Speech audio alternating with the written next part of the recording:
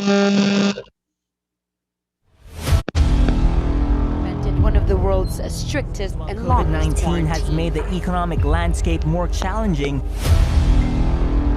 Are affected, but we have life has to go on. I mean, pagtulungan natin yung pagbubukas ng ekonomiya.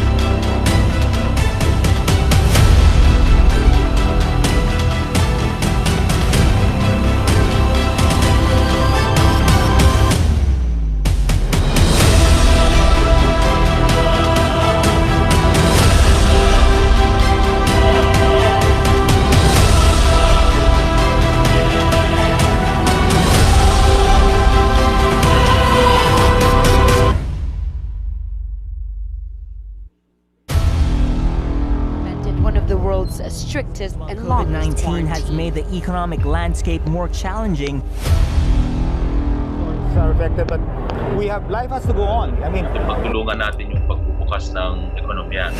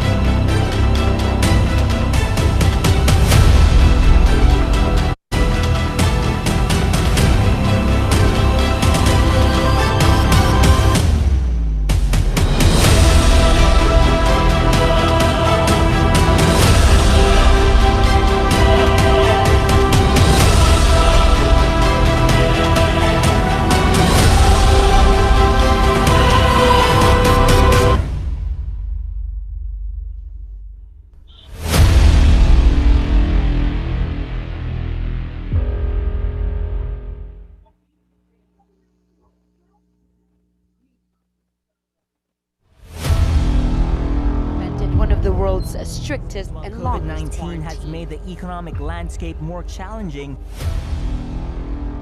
are affected, but we have life has to go on. I mean, Pagtulungan natin yung pagbubukas ng ekonomiya.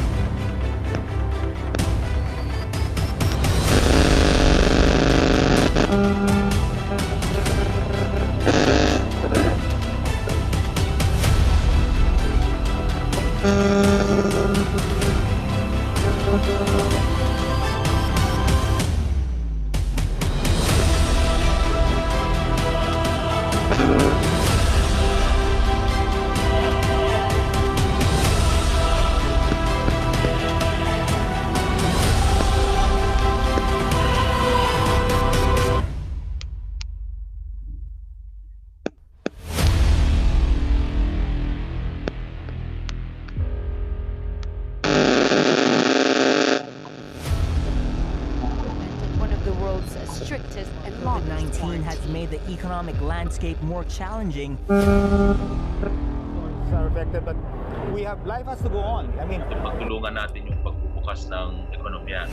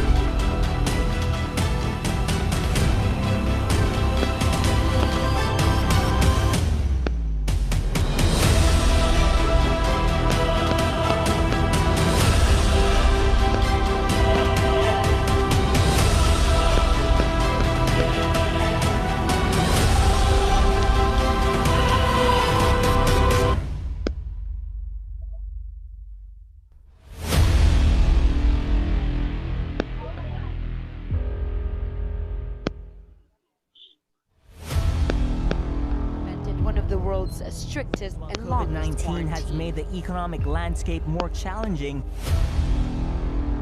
Are affected, but we have life has to go on. I mean, Pagtulungan natin yung pagbubukas ng ekonomiya.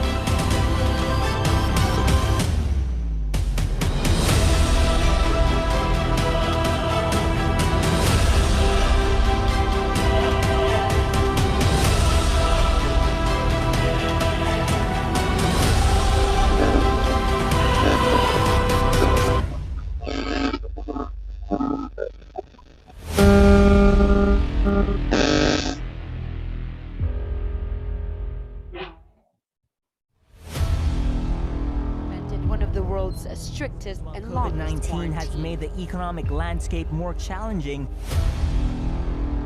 are affected, but we have life has to go on. I mean, Pagtulungan natin yung pagbubukas ng ekonomiya.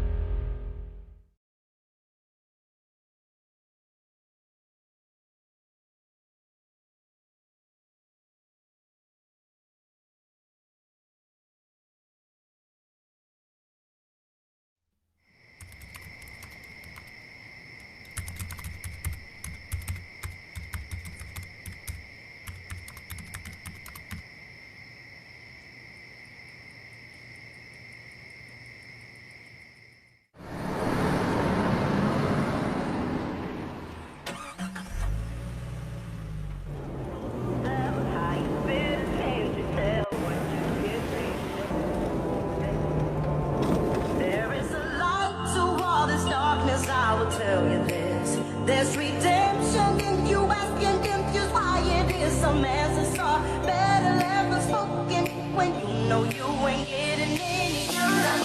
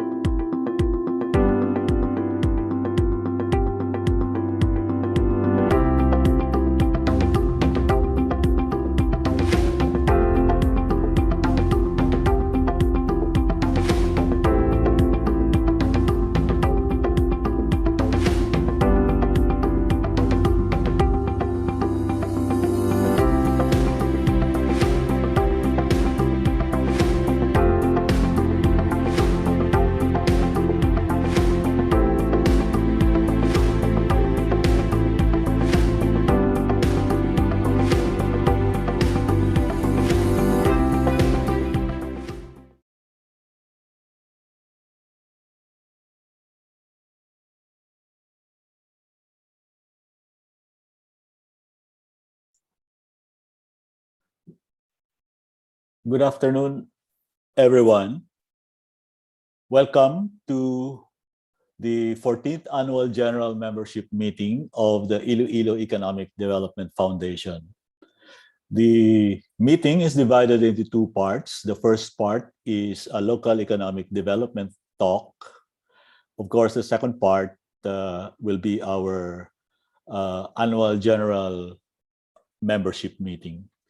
So to start our first part, which is the local economic development talk, may we request everyone for an opening prayer. Together, Heavenly Father, we come to you today asking for your guidance and wisdom and support as we begin this afternoon's activity. Help us to engage in meaningful discussion, allow us to grow closer as a group, and nurture the bonds of our community. Fill us with your grace, Lord God, as we make decisions that might affect the welfare of our constituents. Continue to remind us that all that we do here today, all that we accomplish, is for the pursuit of truth, for the greater glory of you, and for the service of humanity. We ask these things in your name. Amen.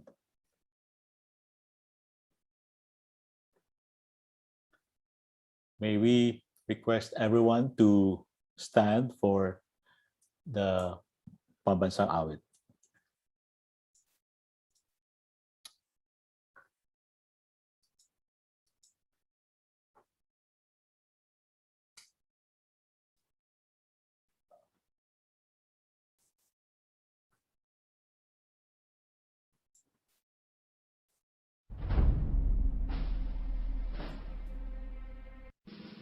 Mga kababayan, ang pambansang awit ng Pilipinas.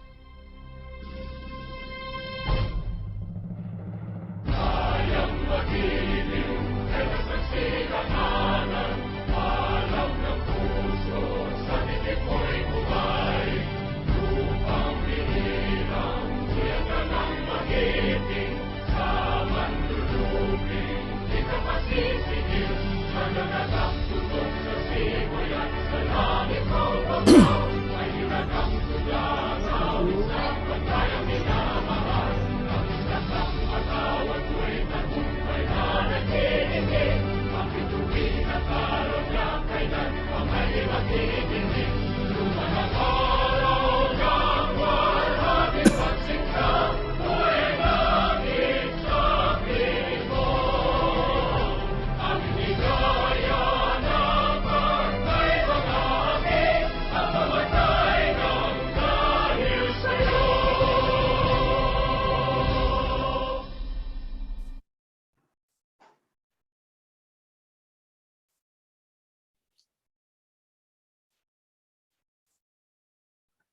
Before we ask our chairperson, Mr. Terence Agonco, for the opening message, I would like to acknowledge our participants and guests, namely Honorable Arthur R. Defensor Jr., our governor for the province of Iloilo, Honorable Jerry P. Treñas, the mayor of the city of Iloilo, representatives of the business associations and the national government agencies present this afternoon. We also would like to acknowledge our advisor, Narcelina Lim, and of course, our honored speakers, Brigadier General Charito Plaza, who will be introduced later on before his speech. And of course, Honorable Carlo Nograles, our Cabinet Secretary, who will be properly acknowledged before he provide his speech.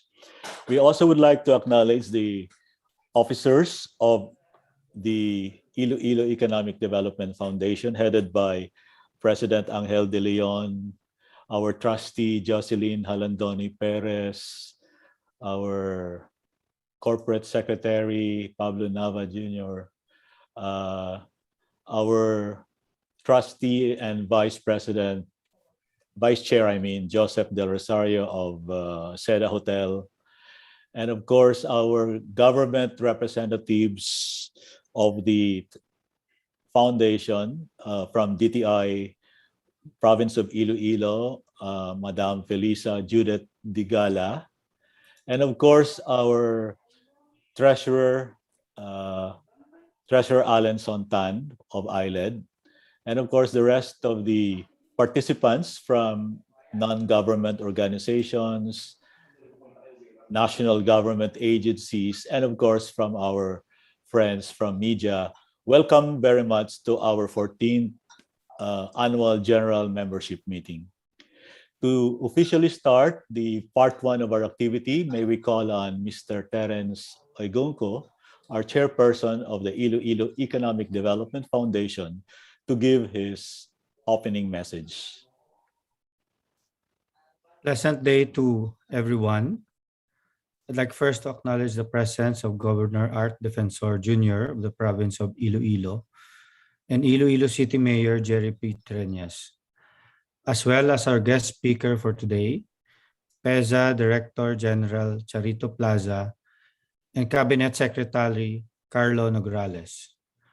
Also members of the Iledf Foundation and government units representative. It is timely that we have the topic of ecozone development as we prepare for the start of the Halaor Dam project, of which will bring productivity, especially to our agricultural land, which spans more than 30,000 hectares. Major basic economic infrastructure are in place, and recently the planned modernization of the Iloilo City International Port by ICTSI would need much needed products for us to capitalize and use this infrastructure. We'll also hear from CABSEC Nograles on what the government is doing so that we can start preparing when the economy bounces back once we attain the critical herd immunity. Before that, let us hear messages from the father of the province of Iloilo and the city of Iloilo.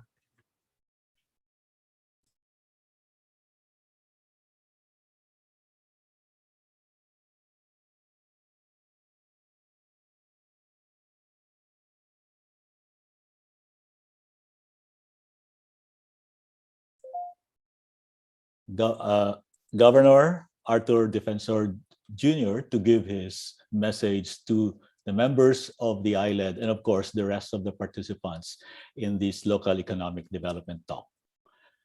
Governor Defensor, please. First of all, to the Iloilo Economic Development Foundation, thank you very much for having this meeting and for having us this afternoon with you. To our chairperson, Engineer Terence Oigonco, our president, Sir Angel De Leon, to Mayor Jerry Treñas, our guests, Brigadier General Charito Plaza, Secretary Carlo Nograles. Magandang hapon sa inyong lahat.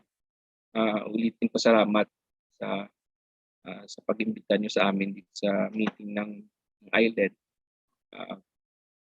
I am very happy to know with this meeting that Iledf, pursuing its mission and its objectives, has not been affected or stopped by this pandemic. Alaman naman natin na ang lahat ay bumagal. Kung hindi man tumigil dahil sa pandemic, but malinaw sa atin at malaking bagay yun na ang Iledf ay tuloy pa rin. In fact, we are having this meeting today. And the same is true with the province. Kahit na hinaharap natin ang COVID-19, the first challenge that we are really facing is that to be able to continue with the other things that we are doing. And as much as possible, we don't let the the pandemic affect what we have been doing, and that our plans and initiatives for the development, economic development of the province continues. And it is very timely that we are going to talk about the Philippine Economic Zone Authority, because it's very, very significant to the province, especially as we develop. In the future, we want to see more special economic zones or customs territories established in the city and the province of Iloilo, especially as we develop our port. And in more practical terms for the province, especially in the assets that the province is developing in our initiative to create growth centers in the province of Iloilo. So I hope that in this meeting will signal our united and continued efforts to pursue the economic development in this part of the world, together with our partners in Iledf and our partners in the business sector. But to end, let me invite you, because the Iledf is really our business sector here in Iloilo. Tulungan ninyo ang probinsya at ang city in more practical terms dito sa kampanya natin laban sa COVID-19. Dahil kayong ating business sector, let us help promote ang ating compliance, ang pagpapatupad natin ng minimum public health standards. So yung pinakamataas na antas ng health protocols sa ating mga workplaces. Tulungan natin ang Safety Seal Certification Program na pinapatupad ng DOLE, ng DILG at ng DOH, so that we can promote the highest level of minimum public health standards and health protocols in our workplaces, so that we can make our workplaces very safe for our people. Kasi ngayon kung titingnan mo, lahat ng datos dito sa probinsya na nagpapakita ng transmission ay nagaling yan sa ating mga workplaces naturally, because yun ang hindi natin maiwasan ngayon in an effort to balance economy and health. Kailangan talaga na tuloy ang trabaho, tuloy ang kalakal. But we also have to make the workplace very safe for us. So tulungan natin yung programa na yun.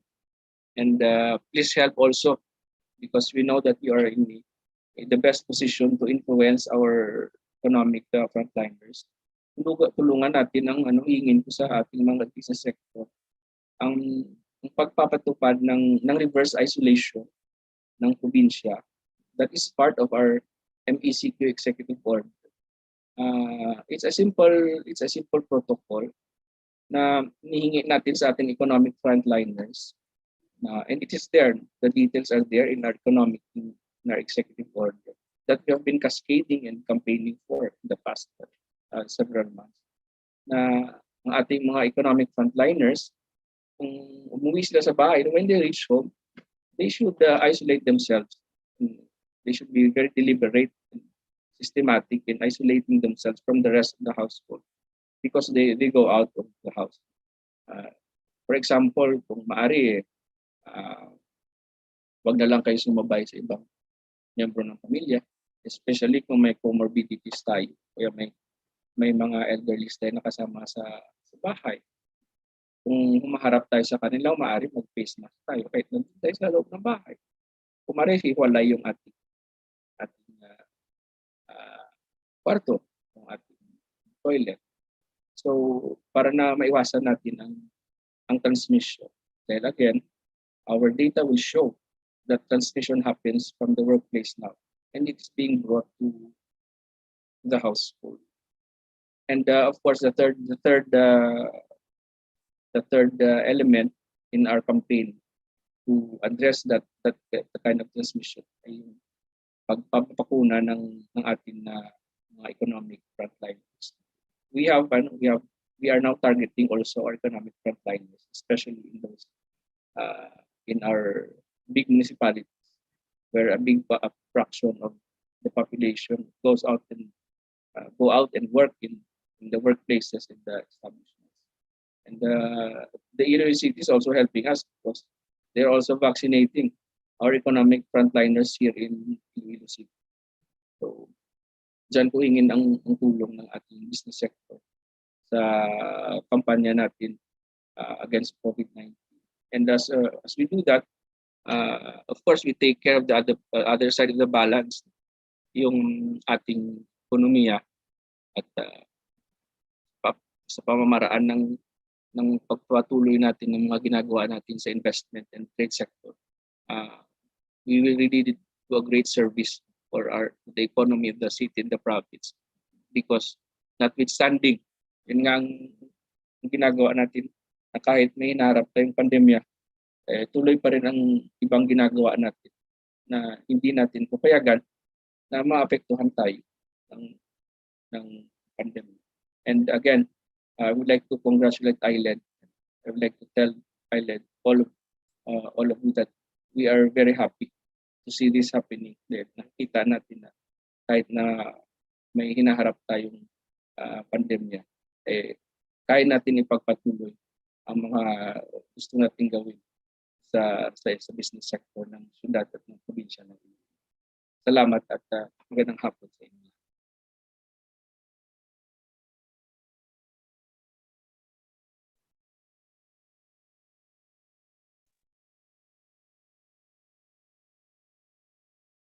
Need to make sure that the safety seal program of the provincial government supported by the national government agency is followed, including the health protocols, specifically the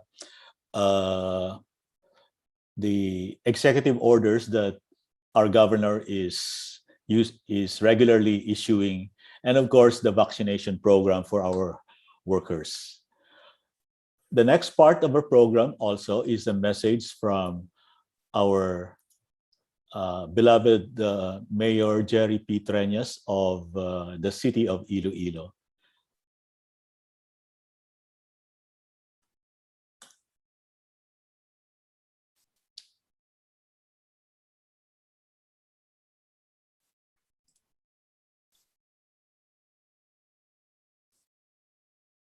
Share the what screen mo, Franz?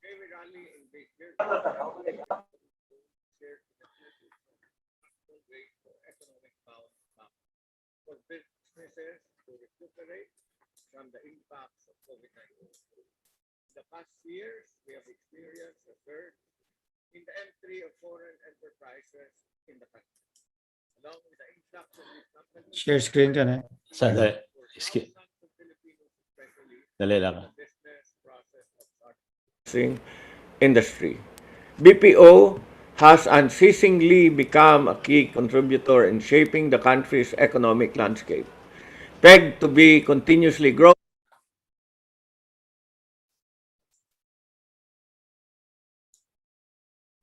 Today, we rally in this virtual platform with a common goal and shared commitment to exhaust possible ways for economic bounce back, for businesses to recuperate from the impacts of COVID-19.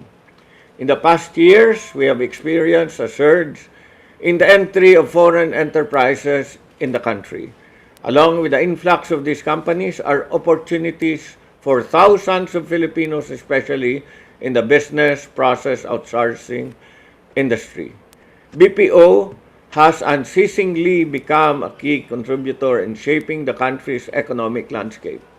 Pegged to be continuously growing, many companies have expanded operations in key cities outside Metro Manila and being on the list of Philippine Economic Zone Authorities, PESA's Centers of Excellence. Iloilo City is constantly building a strong foothold on the BPO industry. Iloilo City has now become an IT hub, being one of the cities with the most number of BPOs. At a local level, Iloilo City can be able to improve our economic performance by being a smart city, a goal geared towards the use of science, technology, and innovation in bettering the quality of life. This will provide solutions to problems in traffic and transportation system, monitoring the stability of infrastructures, protecting the environment, education, housing, disaster risk reduction, and food safety. All these factors play an imperative role in attracting more investors without compromising the way of life of the people, where there is a balance between economic upswing and quality lifestyle. The government's continuous efforts in improving roads, transport services, real estate, education, hospitality, and healthcare play a significant role in commerce, easing the difficulties to do business with neighboring cities and provinces. It is helpful for everyone in the region to resemble best practices and learn from each other. As for Iloilo City, we will not stop learning innovative ways to adapt to the current situation and draw in more investors to provide opportunities for the greater good of the Ilonggos. This pandemic is not only a test of our healthcare system, but also our ability to work together as a community in the face of a common challenge.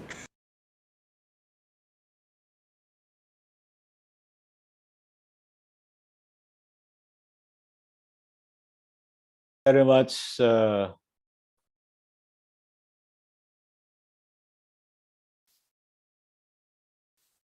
Thank you very much, Mayor Jerry Treñas, for that challenge to the community, specifically the business community, to work together, learn from best practices in order for us to address the pandemic and, of course, the impact of this pandemic on the economy as a community.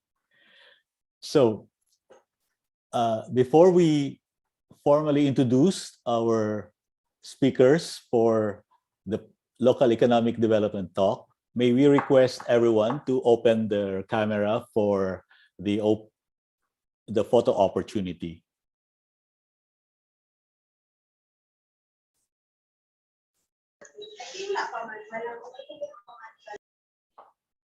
Okay. Francis, stop Yes, share. sir. Para maka Okay, sorry. Okay. screenshot that. So, okay.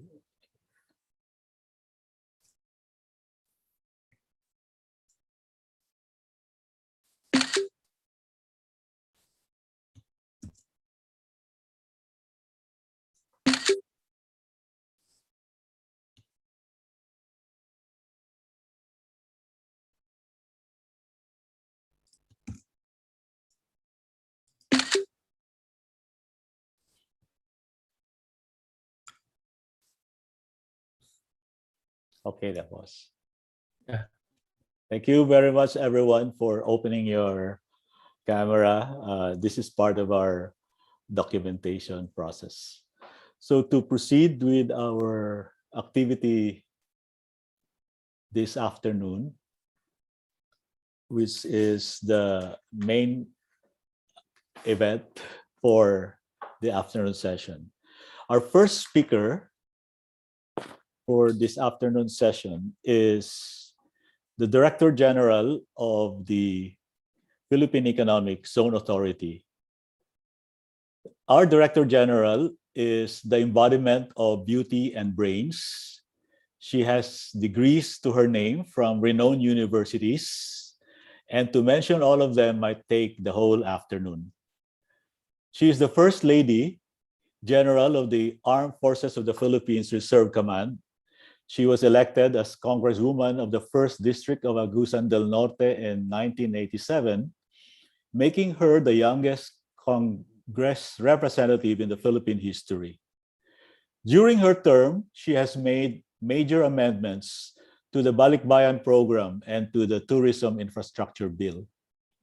She also authored the bill creating Caraga region as the 13th administrative region in the Philippines. With that, she earned the name the Mother of Caraga region.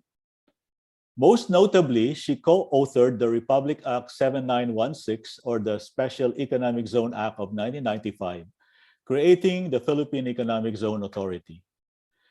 As the current Director General of the Philippine Economic Zone Authority, she initiated major policy reforms, particularly in revolutionizing the Philippine Economic Zone Authority to meet the dynamic demands of the business environment and to support the current administration's economic agenda. A woman of action, a woman of motherly compassion. Ladies and gentlemen, the Director General of the Philippine Economic Zone Authority, Brigadier General Charito Buok Plaza, AFPR MNSA, PhD. Director Plaza, please. Franz, we were informed that Director Plaza is on her way to the office na delay lang. So pwede natin. Yeah, so We'll mga proceed with. 1:45 to 1:50 pa daw siya. So Can, if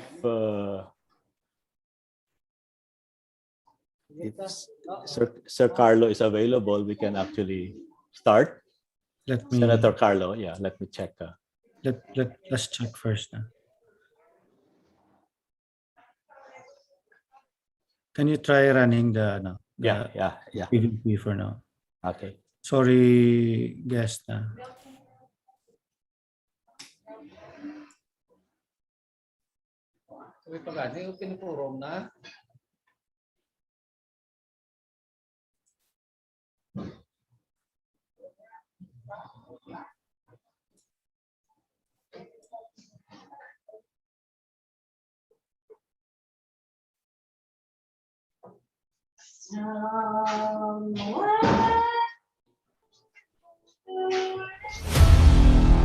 Implemented one of the world's strictest and longest COVID-19 has made the economic landscape more challenging. Stores are affected, but life has to go on. I mean, Pagtulungan natin yung pagbubukas ng ekonomiya.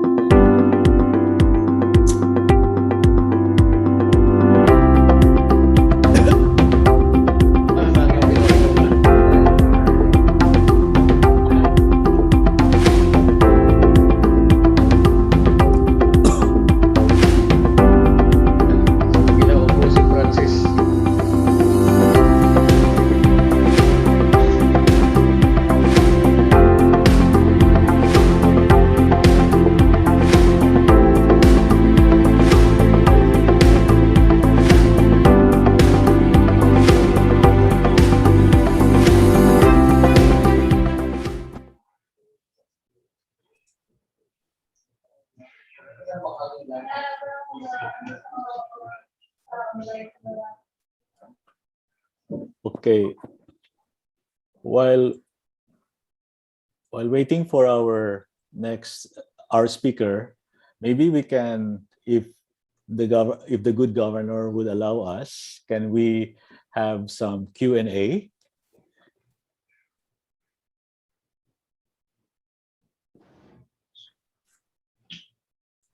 Sure.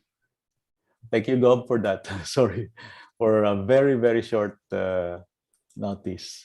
Maybe we can invite our participants if they have some questions or thoughts about the message of the governor to us, the importance of balancing health and the economy by ensuring that we follow certain protocols issued by the provincial government, including the promotion of the safety seal program and the vaccination program of the provincial government.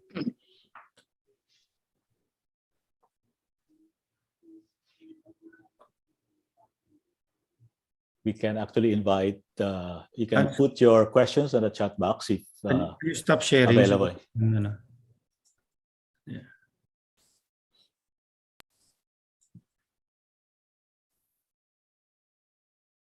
Our chat box is open. Just mention your name and the agency you represent, and we can take it from there.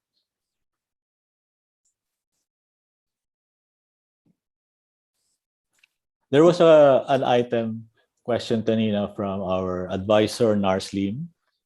Ma'am Lim, you had a chat for the governor kanina. I was just typing it in the chat box, but Gov, good afternoon. I just want to know what is your goal in the number of vaccinations in the municipalities? How fast is it going? The vaccination rate in the municipalities? Right now, ang aton nga vaccination, we are at sa duwa na sila ka-class. Kay may mga nabakunahan na kita nga second dose na. May ara nga first dose pa lang. So, ang na first dose na naton, we are around at 18% sa kabilugan nga probinsya. Ang aton sinada nga first dose, we are around at 13% siguro na dira na siya na yun ang aton nga ang aton sila nga I don't have the exact numbers with me, no?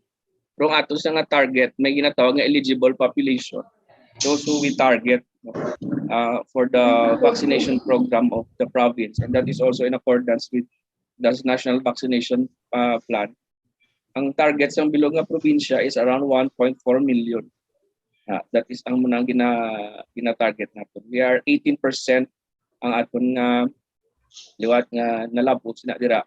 A little lower at around 13 to 14 is ang naka-second dose na nato. Ang formula sa vaccination kay Iloilo, ang probinsya damo, kita munisipyo, pag may isa kita ka sa syudad. So, ang distribution sa vaccines natin pareho na siya. Kada may mag-abot gani na siya nga bakuna nga batch, kina-distribute ko na prorated na siya based on the number of eligible populations sa tanan nga munisipyo. So much so that dapat sa subong ideally ang tanan naton nga munisipyo pare-pareho kita nga ara sa 18% ang napakunahan naton at least sa first dose, and ara sa 13% ang na second dose. So as much as possible we maintain that para nga pare-pareho ang pagbakuna naton sa aton nga mga munisipyo. So that's where we are right now, except that lately we have thought of an exception related to what I explained earlier, nga based on our observation and of course data, nga sa ulihin na if we are under MECQ, we know that may quarantine measures kita. So we don't allow gatherings, unnecessary gatherings. and we put some limitations on the opening of establishments.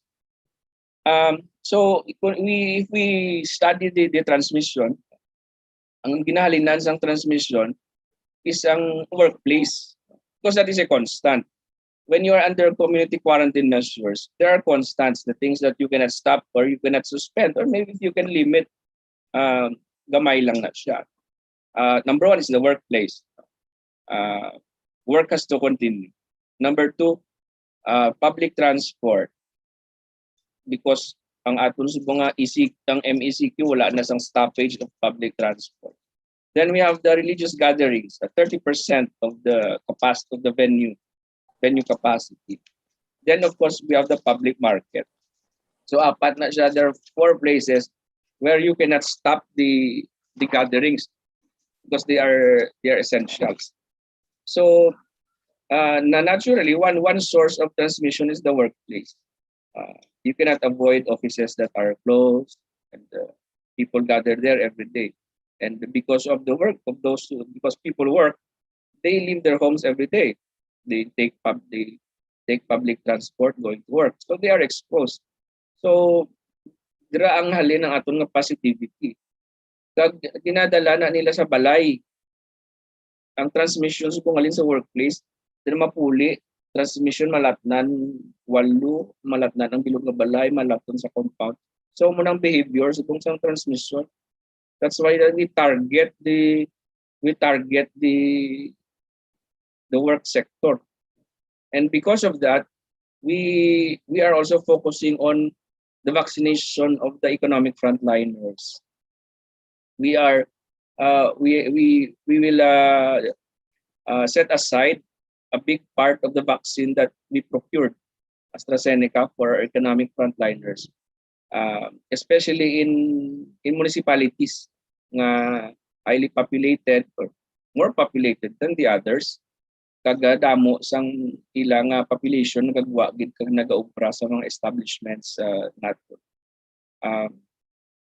And the city is also helping because they are vaccinating residents of the province, especially those who work in Iloilo City. So that's how we attack the A4, because they are really agents of transmission. Because kati silang nagapangabuhi, silang nagabuhi sa aton ekonomiya, and we have to let them work because again we are balancing. We can no longer afford to prioritize to put more weight on our health protocols after 1 year and 6 months of community quarantine. Hindi na nato na siya masarangan. Sa una nga tsimpo sa timbangan sa aton nga priorities, mas mabugat sa aton ang aton nga health protocols. Mas priority naton siya, mas may weight siya. So much so that we can afford to reduce the economy or slow down the economy so that we can have a balance. But that was before March of 2020. Sang bago pala umpisa. But after a long time of community quarantine, we cannot do that anymore. So mas mabugat ng economy. So we have to shape muna ng buhinan. We have to reduce the health protocols. Muna ni subong masarangan natin. And we have to let go of a bigger part of the economy. And because of that, we have to highly regulate the establishments and the workplaces. So again, we do that by ensuring that we implement the highest level of health protocols and minimum public health standards in the workplace. And we mas maayugid kung if we can mabakunahan nato ng A4 nato. And again, paglabot sa balay, we have reverse isolation. We tell them, kung nagagawa ka sa balay ninyo, go bra ka, andam ka magpuli ka sa balay, you treat yourself like you're positive because you can be positive kag dira gid kahalin sa subong nga aton nga transmission.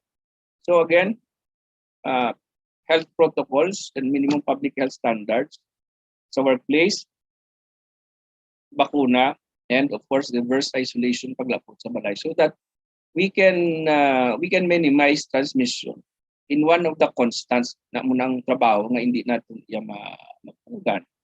And bakuna is a big part of it. Dako na da nga parte sa strategy na ang bakuna. And of course, kinahanglan natin ng bulig sa atong business sector. 3 weeks ago, I met with the business sector of the province. Kung amo man ang ginpangayo ko sa ila, I let the DOLE and the DILG present them the safety seal certification program so that they can support. Thank you, Governor, for those information. We actually also attended the meeting that you called for the business sector last time for the safety seal program. I think you can continue on putting in your questions in the chat box, but we will have some little changes. Our speaker number 2, Cabinet Secretary Carlo Nograles is ready, so we'll give him this opportunity to speak before Director General Plaza. So,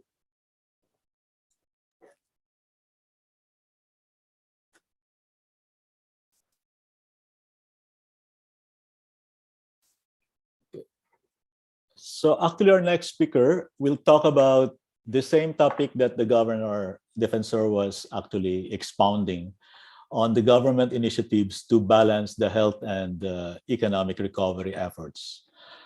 Our speaker is Cabinet Secretary Carlo Alexi Nograles, who currently serves as the Cabinet Secretary appointed by President Rodrigo Duterte in November 2018 to head the Office of the Cabinet Secretariat. Secretary Nograles serves as a close advisor to the President and ensures close coordination among the different agencies of the government, such as the DILG, DPWH, DSWD, DOH, and others. Before he was appointed as Cabinet Secretary, Carlo was chair of the House Committee on Appropriations. He served as a 3-term congressman of the 1st District of Davao City. Carlo is a graduate of Philippine Science High School. He holds a degree in BS Management Engineering from the Ateneo de Manila University and a Juris Doctor from the Ateneo de Manila Law School. As a Cabinet Secretary, Carlo leads the following committees, important committees and task forces.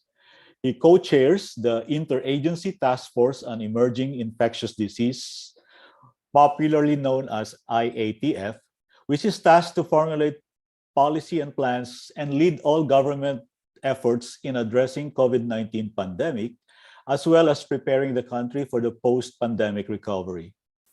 He also chairs the Interagency Task Force on Zero Hunger, vice chairperson of the government sector of the National Anti-Poverty Commission, the chair of the National Irrigation Administration, and the chair of the Cabinet Assistance System.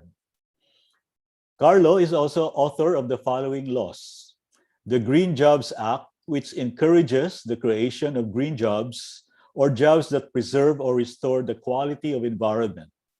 Incentives are also given to businesses who are able to provide green jobs.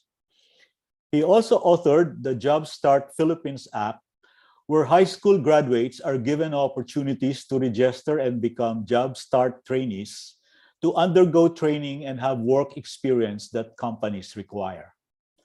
He also authored the Free Higher Education Act, which ensures the college free tuition for those enrolled in state universities and colleges, local universities and colleges, as well as state-run technical vocational institutions.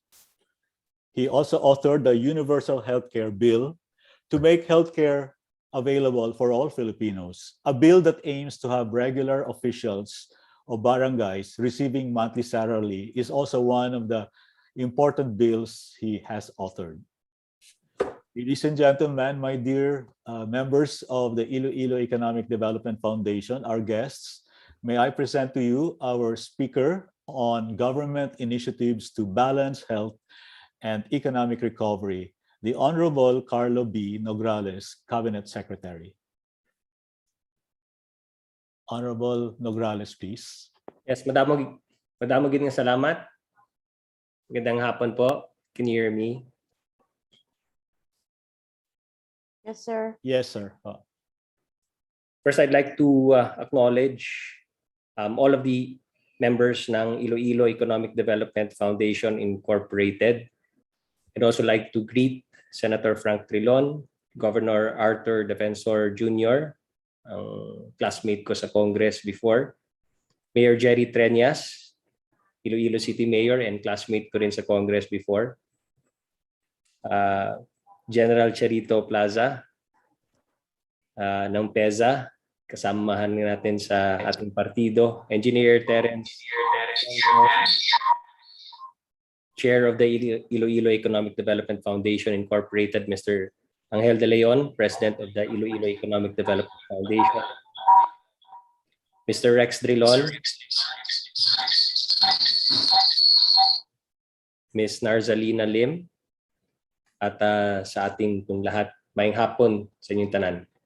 Madamo gid nga salamat sa pag-imbitar ninyo sa akon sa inyong 14th Annual General Membership Assembly subong adlaw.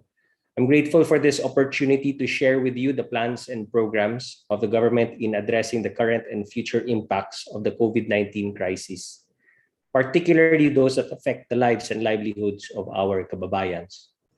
While we are carefully moving towards our goal of fully reopening the economy and all other sectors affected by this pandemic, we are once again facing another surge of this COVID-19 virus.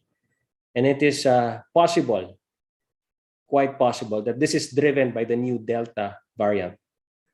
This forced government to react quickly and reimpose stricter restrictions in the form of the enhanced community quarantine and modified enhanced community quarantine in different areas all over the country. Tulad na lamang sa inyong lugar. And as of August 16, 2021, we have recorded a total of 807 Delta variant cases in our country. Dumarami na po ang kaso ng Delta variant sa ating bansa. At nung nakaraang linggo lamang ay may naitala na ring isang kaso ng Lambda sa ating bansa. Yung Lambda is considered by the WHO as a variant of interest, while the Delta variant is a variant of concern. Ibig sabihin nito ay may kakayahan itong kumalat ng mabilis, magkaroon ng malaking epekto sa ating populasyon. Ayon sa mga eksperto, sigurado silang mas nakakahawa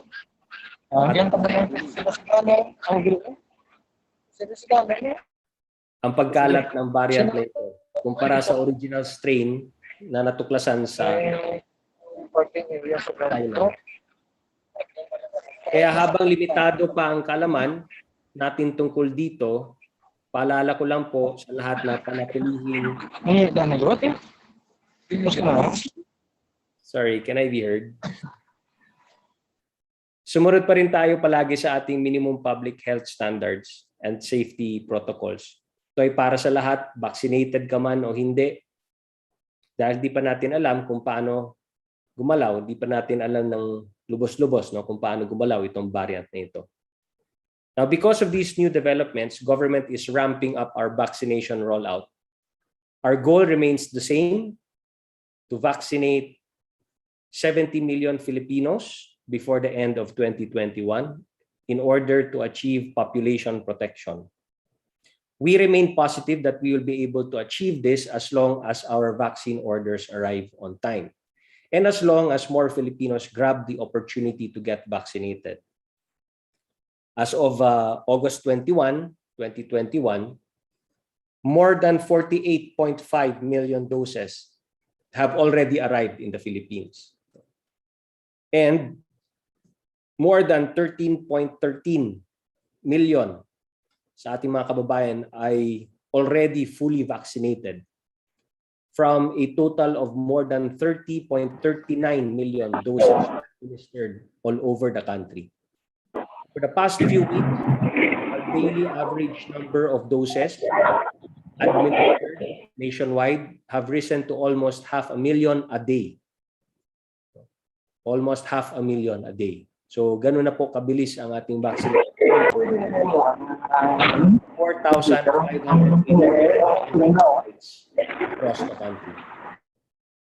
We are currently vaccinating the A4 priority group or economic frontliners, and in some areas, yung A5 or indigent population. Of course, our FDA is currently studying the inclusion of children aged 12 to 17 for some vaccines in our national vaccination program, because we are also seeing a rise of cases ng mga children getting infected with COVID-19 among the young.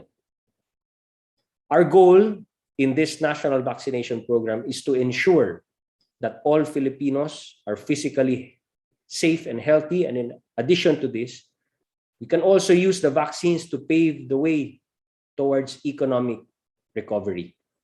Alam naman nating lahat ang pinsala na dala ng COVID-19 pandemic sa ating ekonomiya. Maraming mga kumpanya at mga negosyo nagsara, marami rin ang nawalan ng trabaho, maraming din sa ating mga mahal sa buhay ay lumisan dahil dito. At sa inyo mga nakikinig ngayon na nasa ganitong sitwasyon, tanggapin po ninyo ang aming pakikiramay. The plan of government is to use vaccines as a tool for protection and as a tool for economic recovery. Maraming aspeto ang usaping ito, kabilang na ang muling pagpapanumbalik ng consumer confidence, stimulating and creating employment, supporting enterprises and businesses, increasing incomes, protecting workers, encouraging travel and movement, opening trade, and many more. All of these can be achieved once we are confident to go outside our homes without the risk of contracting the virus. But of course, this is subject to the community quarantine classifications in your respective areas. But our experts agree the continued increase in the number of Filipinos vaccinated against COVID and the arrival of more vaccines are all expected to further boost our gains in trade and economic recovery. With vaccine arrivals picking up steam, we can help ensure positive economic performance for this year. The increase in the number of vaccinated Filipinos is expected to significantly reduce the need for these wide-scale quarantines, especially in key economic centers where majority of Filipinos work. In the succeeding slides, allow me to share some of the efforts of government to mitigate the impact of this pandemic and to promote economic recovery. First, the National Employment Recovery Strategy Task Force. According to the labor force survey conducted by the Philippine Statistics Authority, the unemployment rate in our country reached 10.2% in last year, 2020. Because of this, last February of 2021, the National Employment Recovery Strategy Task Force, or NERS Task Force, was created to harmonize employment, livelihood, and training programs of government to contribute to economic recovery. This is led by the Department of Labor and Employment, the Department of Trade and Industry, and the Technical Education and Skills Development Authority. Ang aking opisina naman po ay naatasan bilang maging bahagi ng Oversight Committee sa task force na ito. Now, among the mandates of the NERS Task Force is to create an employment recovery action plan or agenda, which includes various programs that will support our goals. And this includes wage subsidies for private sector workers program, is expected to provide affected workers and establishments with financial relief necessary to mitigate the adverse economic impacts of COVID-19. Assistance to establishments in the form of loans and deferment of fees. The goal is obviously to provide relief options for businesses to ensure the health of the economy and preserve jobs and encourage employment generation. The Job Summit, job summits, one of which we conducted last May. This will provide a venue for high-level consultation and discussion with various employer groups, the labor sector, government representatives, and other key stakeholders to address the employment problems in the country brought about by the pandemic, apart from serving as a job summit. The retooling and upskilling of workers to address the shifts in the labor market and to ensure that Our Filipino workforce is future ready and future proof with the skills and qualifications to answer the post-pandemic labor demands.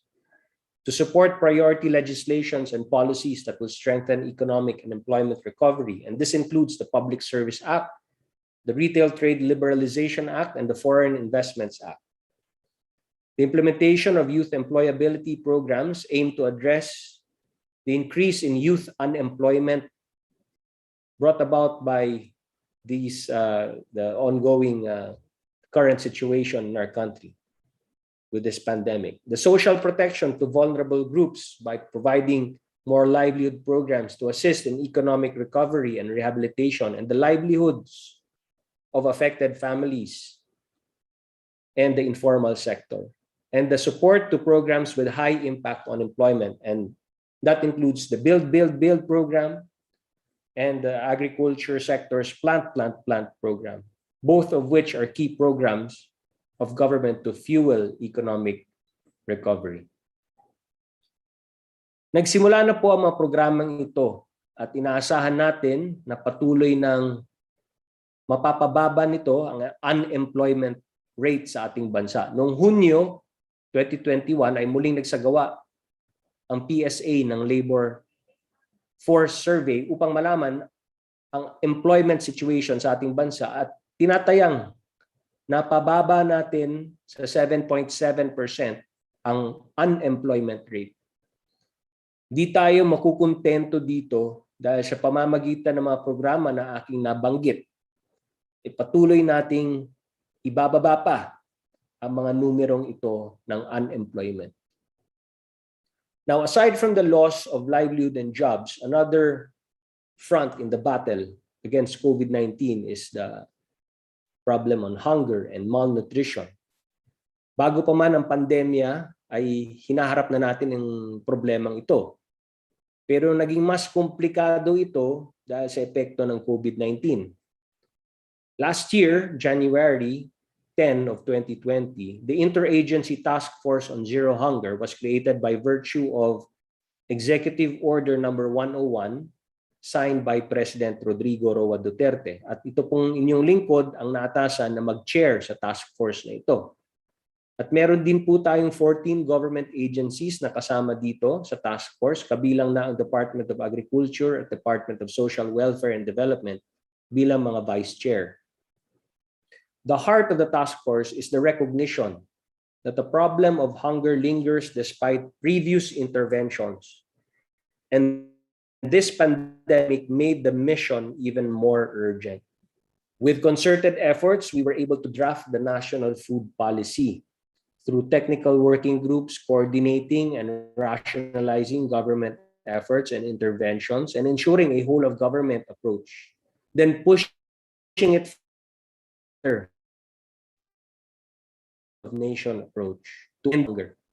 Task Force on Zero Hunger was able to launch this country's benchmark document, the National Food Policy, during the 2020 World Food Day celebration last October 16, 2020, followed by a second launching on January 11, 2020, incorporating the inputs and recommendations from different stakeholders, including the private sector, academe, LGUs, non-government organization, and development partners, among others. So in this document, we were able to outline our national priorities, particularly the programs and projects of government based on a comprehensive understanding of the problem of hunger and all its related issues. And this provides a roadmap towards achieving zero hunger by 2030. Alinsunod sa ating commitment sa United Nations Sustainable Development Goal number 2, which is to end hunger by year 2030. So the central message of the National Food Policy is to strengthen government agencies, both at the national and regional levels and the local government units, to provide citizens the necessary programs and interventions to end hunger, to achieve food security, to improve nutrition, and to attain sustainable agriculture. And this allows national leaders, local chief executives, non-government partners, and stakeholders to restore a stable development path in hunger-stricken and agriculturally handicapped areas in the country. Bumuo din tayo ng iba't ibang technical working groups para sa 6 na key result areas sa ilalim ng National Food Policy upang siguraduhin ang integration, rationalization at coordination ng mga programa ng gobyerno na may kinalaman sa gutom at sa pagkain.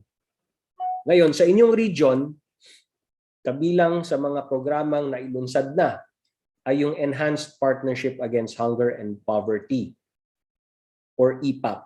Itong EPAP is the banner program ng task force which aims to help mitigate hunger, ensure food and nutrition security, reduce poverty in our communities.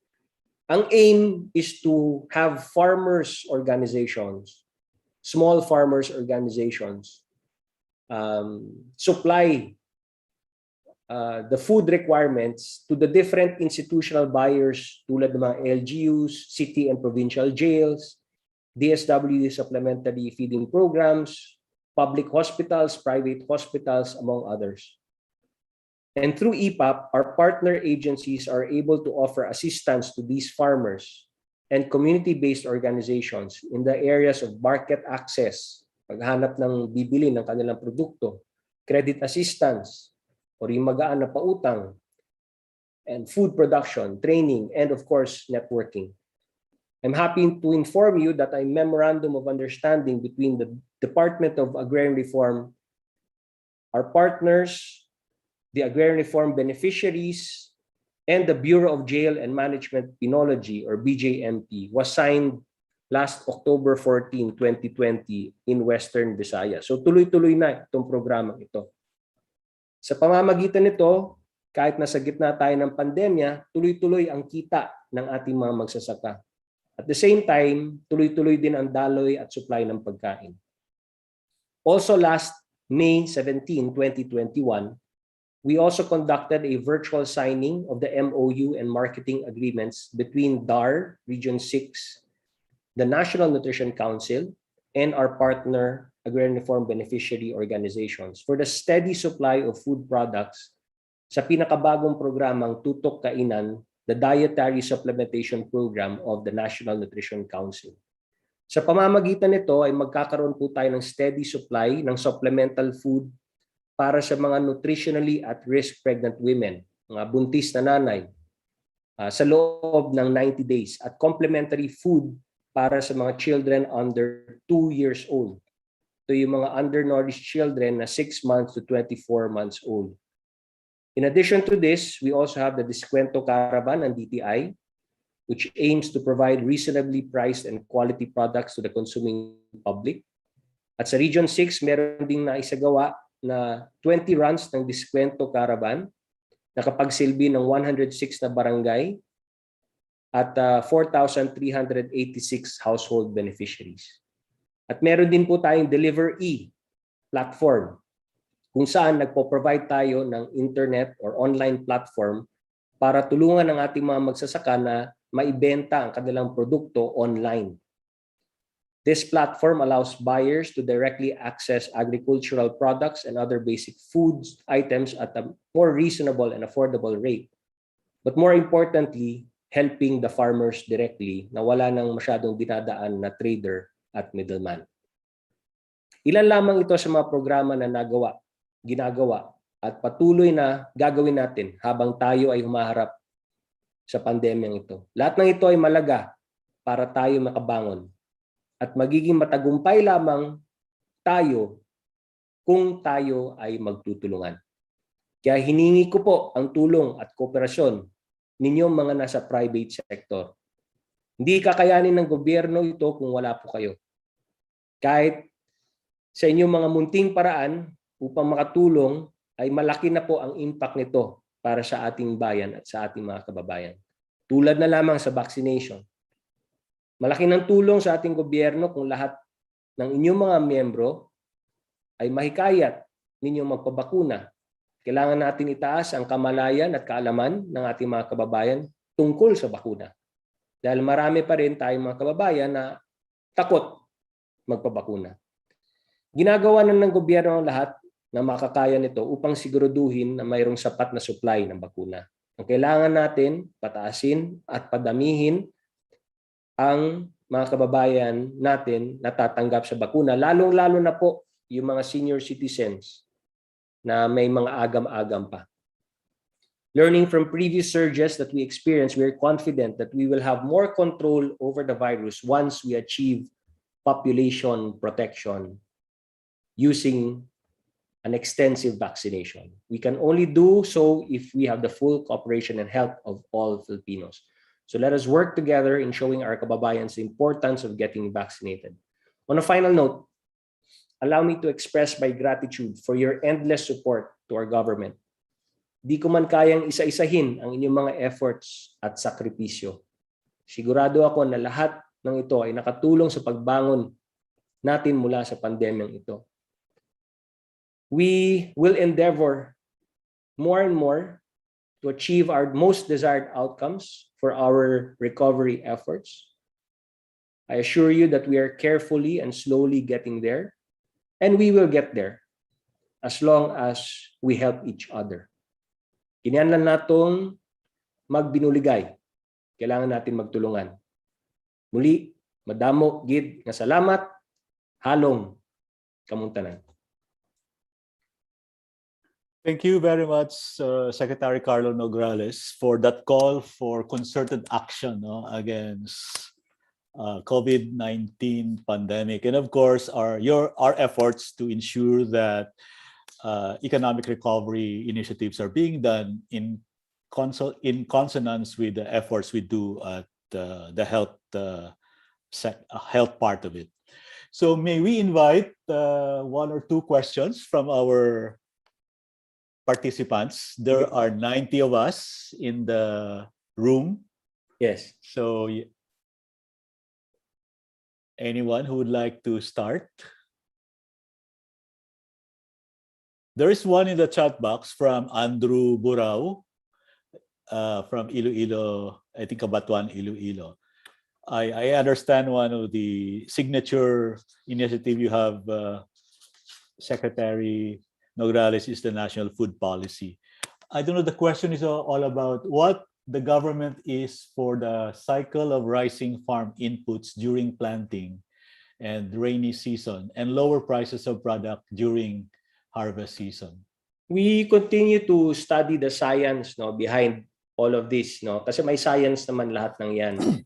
But one particular example I can cite is the convergence between the Department of Agriculture and National Irrigation Administration in terms of, for example, changing the cycle of planting and harvesting in light of the climate change, adaptation po natin.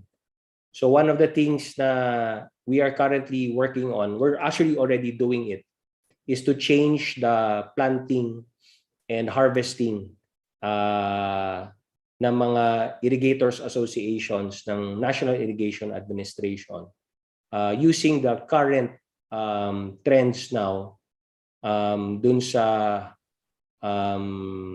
wet and dry seasons, kasi nagbago na yung wet and dry seasons natin ngayon because of climate change. So we're doing that to maximize, of course, yung harvesting before the rainy season starts, harvesting before dumating yung mga bagyo.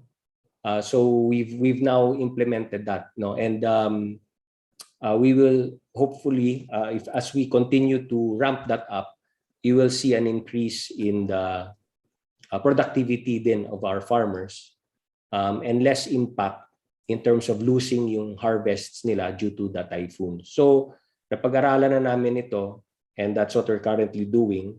I'm happy to report na yung, I suppose that's one of the factors why nag-increase na rin po tayo ng rice production in the past few months, even amidst this pandemic. Thank you for that response, Secretary Nograles. We have a question from our advisor, Narcelina Lim. Ma'am, go ahead. Good afternoon, Secretary Carlo Nograles.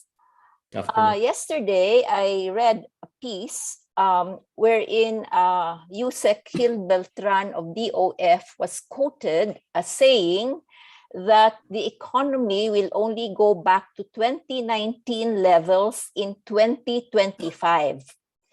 He had a caveat though. He said, unless the comprehensive tax reform program, the remaining issues in the CTRP are passed by Congress, how are we going to last between now and 2025?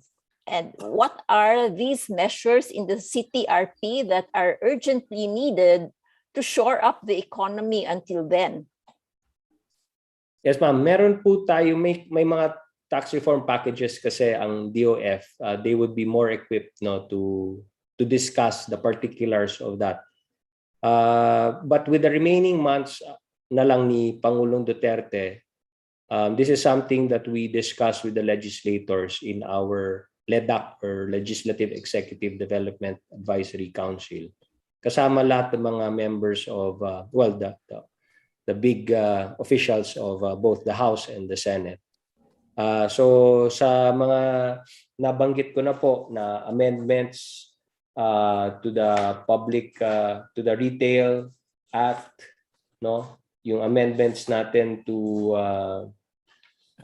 these three priorities ng ating finance and economic managers, yung Public Service Act, Retail Trade Liberalization Act, and the Foreign Investments Act.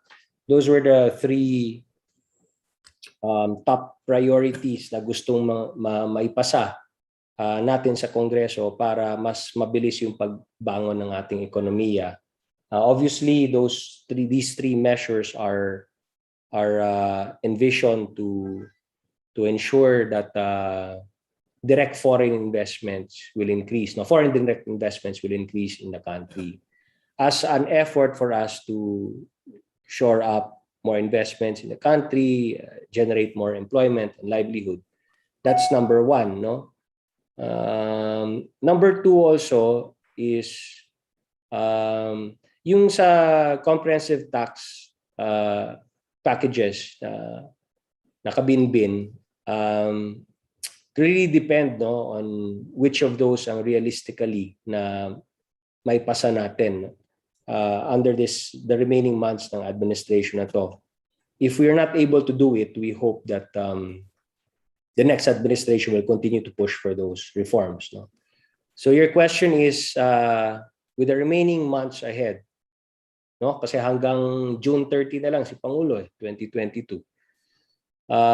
So we will need to really ramp up some more yung ating build, and plant. That's the remaining steps that can only be done by the president, apart syempre from pushing the legislative agenda. No, but that all combined, that's what we can do. No, but right now nasa Kongreso na po yung National Expenditure Program or yung pambansang budget for 2022, and you will see there that a lot of programs are on the build, the plant, and other government expenditures that, especially on health, no, that will hopefully protect lives and livelihoods, increase employment. So puro mga employment generating yan, no, if we want to push up our economic activities some more dito sa year 2022. But crucial din po yung next administration. The next administration, they'll pick up the baton and they'll have to pick up where we will be leaving off. Thank you, Secretary Nograles, for that. We have one last question from Romeo Villanueva. Sir, please go ahead.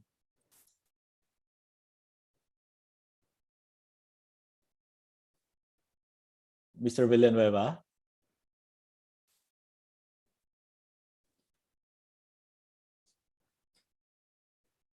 Sir? Okay. Are you still there?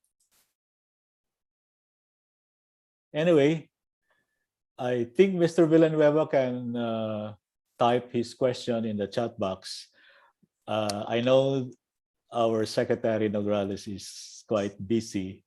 So we would like to end this section of our meeting by acknowledging his time and effort in preparing for this presentation. So on behalf of the Iloilo Economic Development Foundation, the Iledf Foundation is presenting the Certificate of Appreciation to Honorable Carlo Nograles for sharing his invaluable time and expertise on the topic government initiatives to balance health and economic recovery. During the 14th Annual General Assembly meeting on the 24th day of August 2021 through virtual meeting via Zoom. Signed, of course, the original certificate that we will be sending to your office, Secretary Nograles, is originally signed by our chairman, Terence Oigonco, and our president, Angel De Leon Jr. Again, thank you very much, and hope this would not be the last time. Thank you, Sir Francis, at maraming salamat din po kay Chair Oigonco at kay President De Leon. And I would also like to take this opportunity to also give a special thanks to my senior Brad, my boss, Attorney Pablo Nava III, for inviting me to this conference. And to everyone sa ILED, maraming salamat po. Ingat po lagi. Amping kamo, halong tanan. Thank you. Okay, thank you again. So our next speaker actually is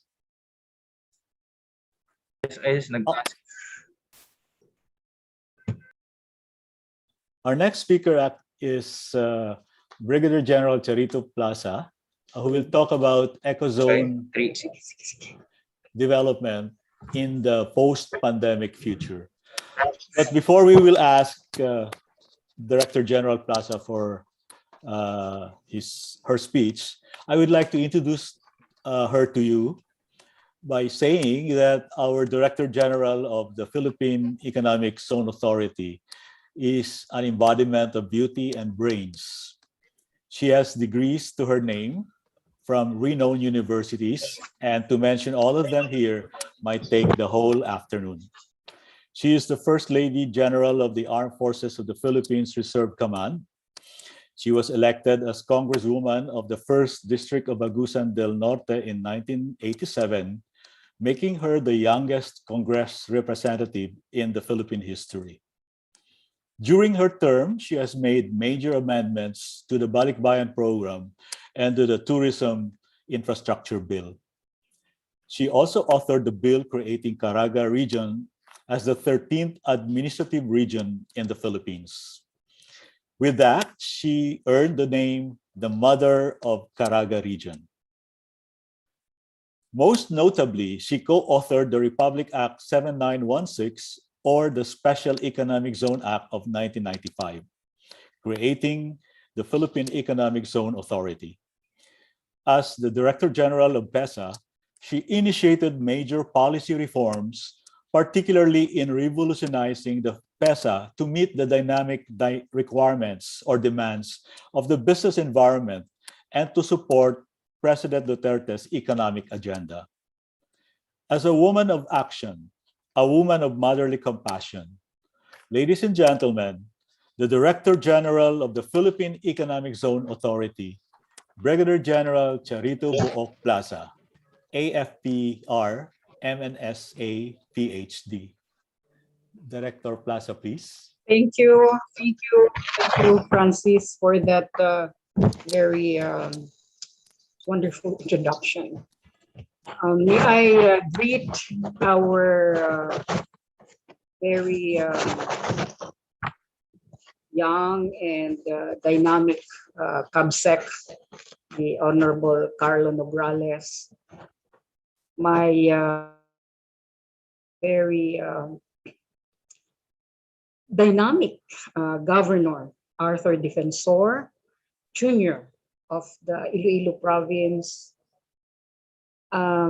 Also, the mayor of Iloilo City, Mayor Jerry Trenas, our president, of the Iloilo Economic Development Foundation, Mr. Angel De Leon, and of course the chairman, Engineer Terence Oy Bongko, officers and members of the Iloilo Economic Development Foundation, Inc., mga kasimanwa, mga kaibigan, kamag-anak, and everybody attending this very great event, gathering the businessmen, the chambers of industries, members of the Iloilo Economic Development Foundation, Inc.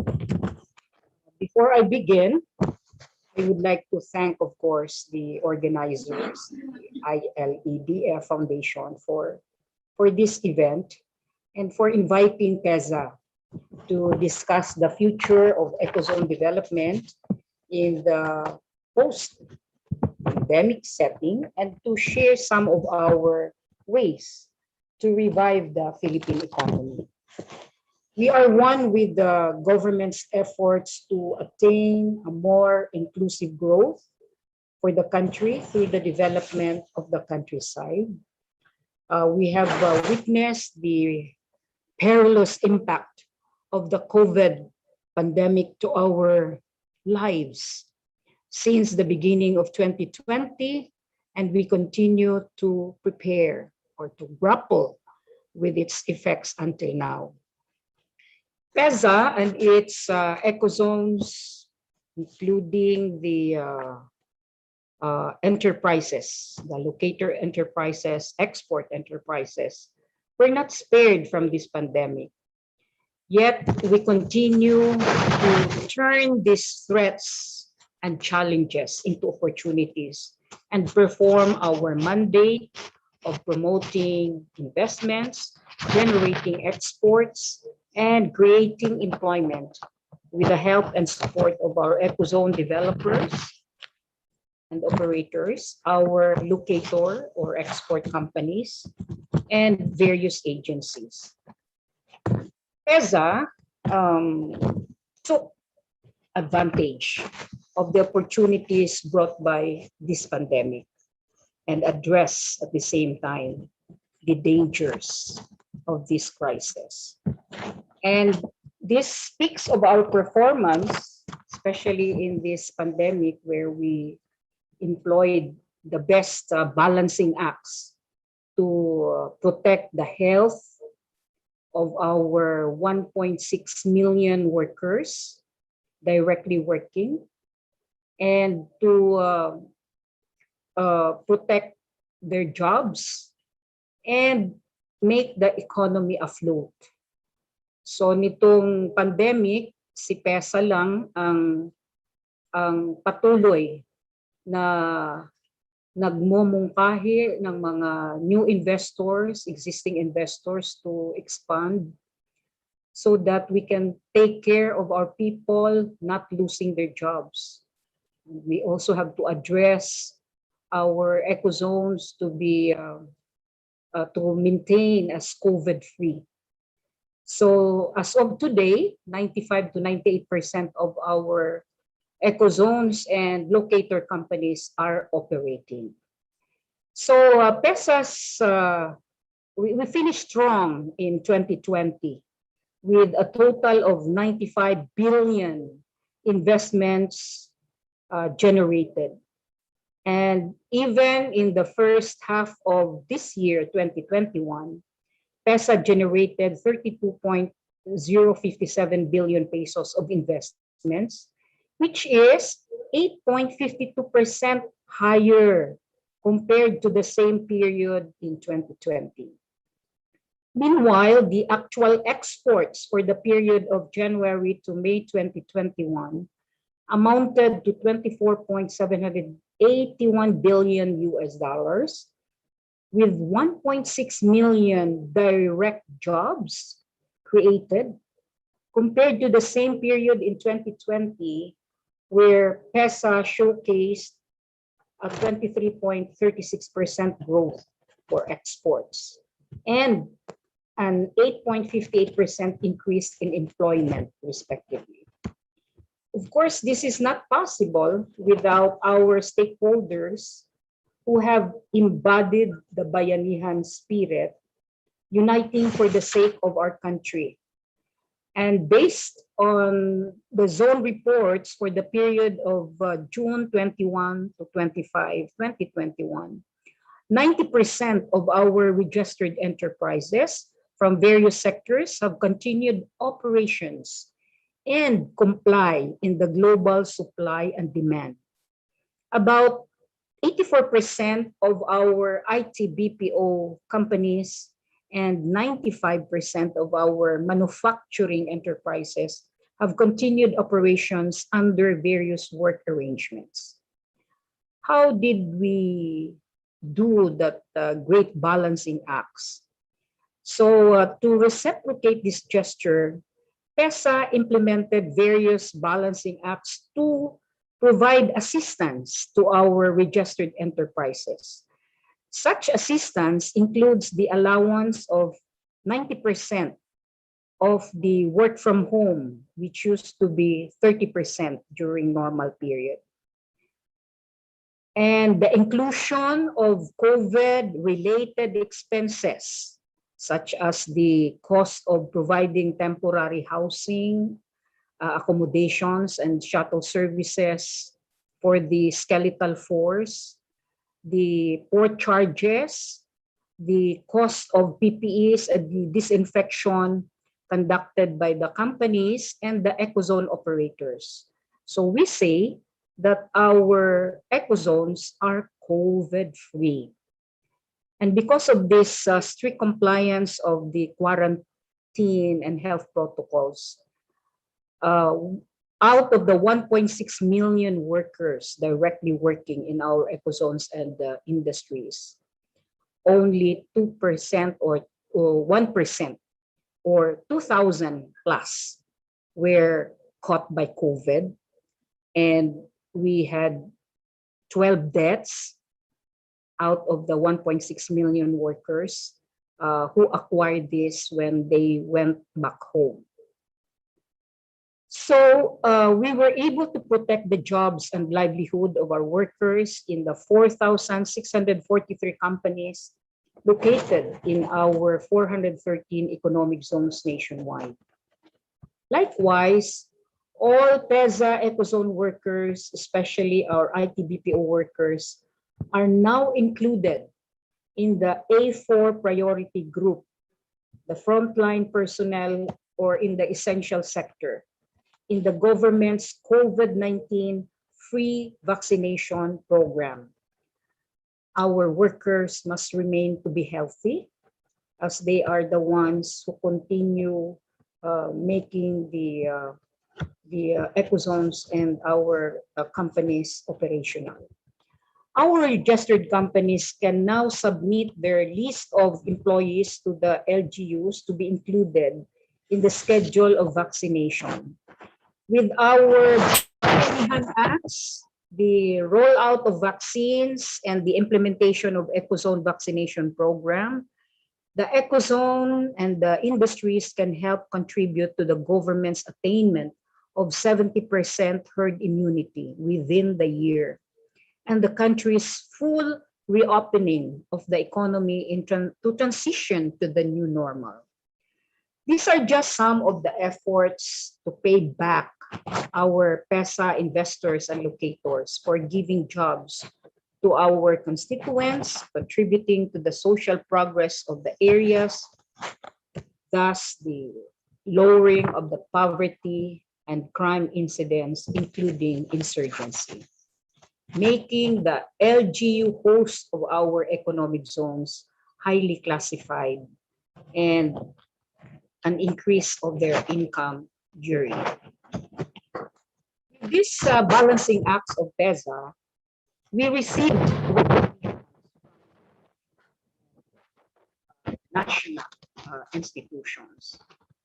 These acts, which recognizes PESA as it's known for the brand of service it provides, have received these recognitions from various organizations, such as the PCOO, during its 2020 Freedom of Information Awards. The Presidential Commission or Communications Operations Office has awarded PEZA with a special citation conferred to government agencies who have exemplified an untiring dedication and commitment to the FOI program during the COVID-19 pandemic by keeping its channels of information open and active to the public. Meanwhile, PESA also received a recognition from the US Department of State, which stated in its official 2020 investment climate statements that the business environment is notably better within the special economic zones, particularly those available for export businesses operated by PESA, which is known for its regulatory transparency, no red tape policy, and a one-stop shop services for its investors. Likewise, the Philippine Statistics Authority recognized PESA that in the 3 months to March, it saw the PESA contributing the most foreign investment pledges at 62.3% of the total, with 12.9 billion pesos or investment pledges. PESA is now engaged in a transformation roadmap. So over and above these recognitions and accolades, we continue to do our best for the sake of our investors and the Philippine economy. We embrace the worldview of thinking global and acting local, which means that we have to be a big contributor to the global supply chain. And to attract investors to the Philippines, we have to act local, addressing the efficiency factors that are being considered by investors, comparing the Philippines with other countries, because developing ecozones, operating ecozones where export companies or industries must be located, provides incentives and subsidies. And this is where the Philippines, through PESA, is competing globally. So PESA has to create platforms to explore and build new partnerships with various institutions in government and in the private sector, locally and abroad, to promote and enhance the competitiveness of the Philippine exports and investments. As such, PESA, under my leadership, has created this transformation roadmap, which outlines PESA's goals and objectives of the agency to fully industrialize and make the Philippines as an investment haven in Asia by addressing, again, these efficiency factors in economic zone development, which will create the lowering of the cost of doing business in the Philippines, and in enhancing the ease of doing business in the country. So the roadmap is also in line with the national government efforts on economic growth and development. And we thank President Rodrigo Duterte for issuing Administrative Order 18. And the creation of more economic zones is the direction of what PESA is doing today. So to bid and spread the creation of more economic zones, especially in the countryside, is in line with AO 18, where PESA is among the agencies mandated to accelerate rural progress in the countryside through the creation of economic zones and to hasten human capital and infrastructure development and provide interventions to strengthen economic zones in the countryside and nationwide. So as such, we at PESA strive within its powers as the top export-oriented investment arm of the country to make it possible. Like the Iledf, your organization, we aim to catalyze investments through advocacy, expertise, and partnerships for the continuous growth and the sustainable development in all regions. And we believe that the best way to do that is through the creation of different types of economic zone so that we can protect the environment and utilize responsibly our natural resources and utilize the millions of hectares of idle lands in the country, and thus will attract different types of industries. According to the land's potential, we are introducing new types of economic zones, such as halal hubs and production zones, the island cities, where we are inviting investors to create the capital cities of the world. So we make the Philippines as an international tourism destination.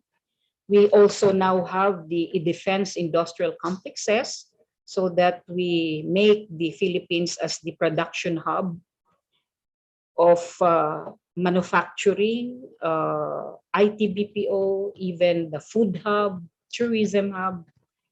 And we also have agroforestry economic zone. We have aquamarine economic zones. And the latest is the Knowledge, Innovation, Science and Technology Parks, or the KIST, a type of an economic zone that we offer our state universities and even private universities who for decades have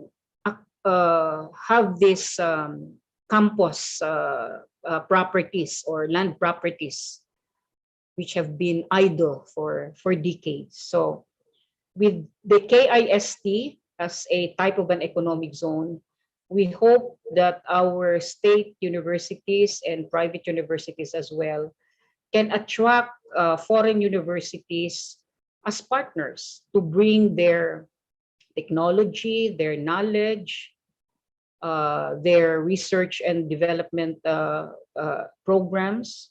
So we make the country an education hub of Asia.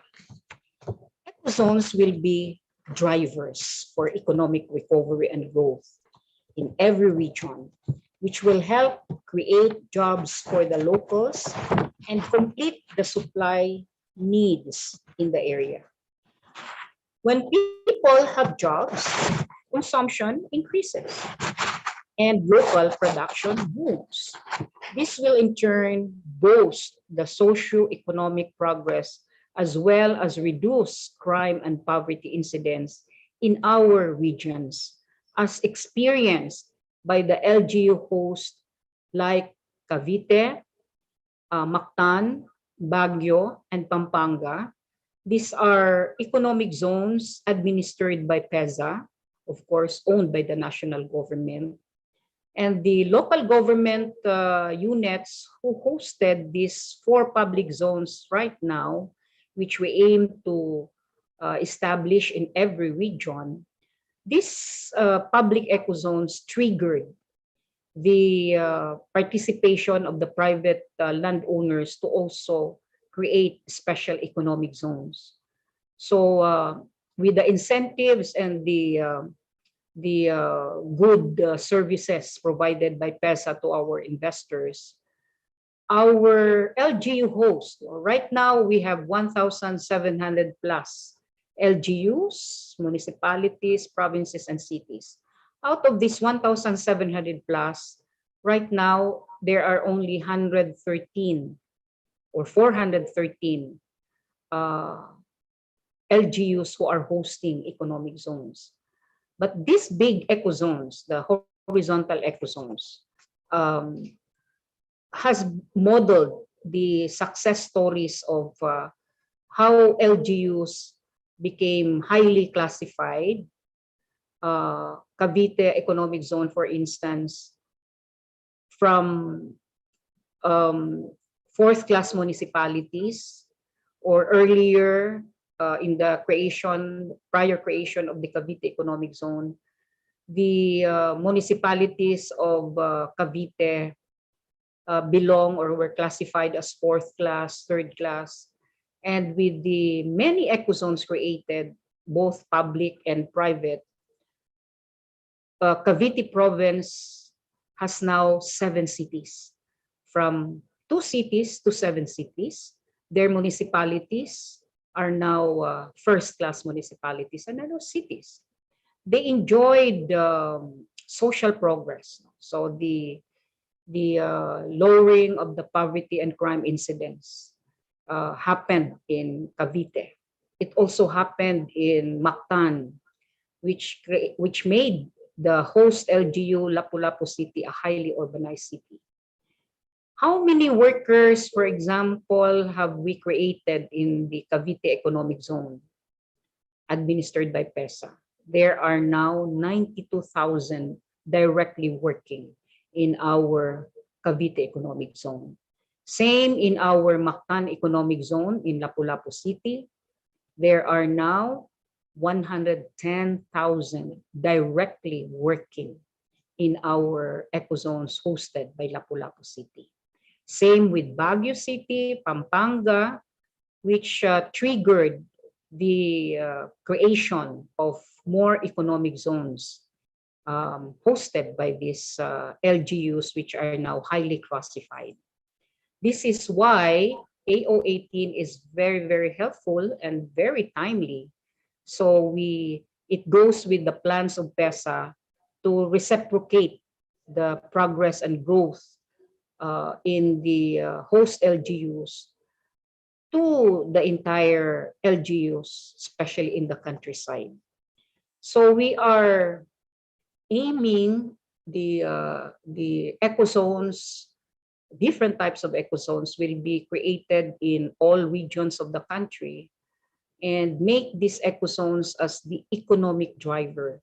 So we can grow smart towns, digital cities, and looking forward, this will be the source of the creation of new metropolitan areas in every region. So recently, we signed a memorandum of understanding with the mayor of the municipality of Liganes. We have Mayor Vicente Hain II, to promote the creation of an economic zone and attract various industries in the Philippines and in Iloilo. With a partnership such as this, we will be able to put up more public economic zones that will boast economic growth and create multiplier effects for LGUs hosting ecozones. Currently, there are a total of 7 economic zones in Iloilo, hosting 24 companies and employing 19,424 workers. And we are looking forward for more investors who will create economic zones and attract locators to the region. Likewise, we believe that this will hasten the development of our regions and achieve a more inclusive growth. This is also the best and the fastest economic master plan that the national government must promote to hasten development, especially in the countryside, so we can bounce back from this crisis. In closing, let us be one, embody the bayanihan spirit, and help one another to rise from this crisis stronger than ever. Because we firmly believe that we cannot do this when we're alone. May I share with you this saying that hard times create strong people. Strong people create easy times. Easy times create weak people. Weak people create hard times. So, ladies and gentlemen, hand in hand, let us continue to promote the Philippines. We have a slogan. We say, Galing Pinas, Galing Pinas, which means that made in the Philippines is the best and the Philippines is best to invest in. Thank you. Mabuhay po tayong lahat. Thank you very much, Director General Plaza, for that update on the efforts that is being done by PESA on economic zone development and some food for thought that will help us in this open forum. We now can invite comments. We have one in the chat box from our trustee, Ruel Castro of More Power. Sir Ruel, can I read this now? So good afternoon, ma'am. Can PESA provide consultancy or advisory services to specific areas and guide the LGU and or private sector in setting up the appropriate type of economic zone? Definitely. That's our role. So right now, we are actively partnering with LGUs. For one, we have a memorandum of agreement with the ULAP, the Union of Local Authorities of the Philippines, where the League of Governors, Mayors, and all executive positions are also part of this Union of Local Authorities. And we are working closely with the regional development councils. First, we ask the RDCs to identify public lands and of course private lands that would be potential economic zones. Then we create or we conduct a workshop so that we can brief, orient, and guide and give our technical expertise on how to plan, how to design an economic zone. So once all these public and private lands identified as potential economic zones will be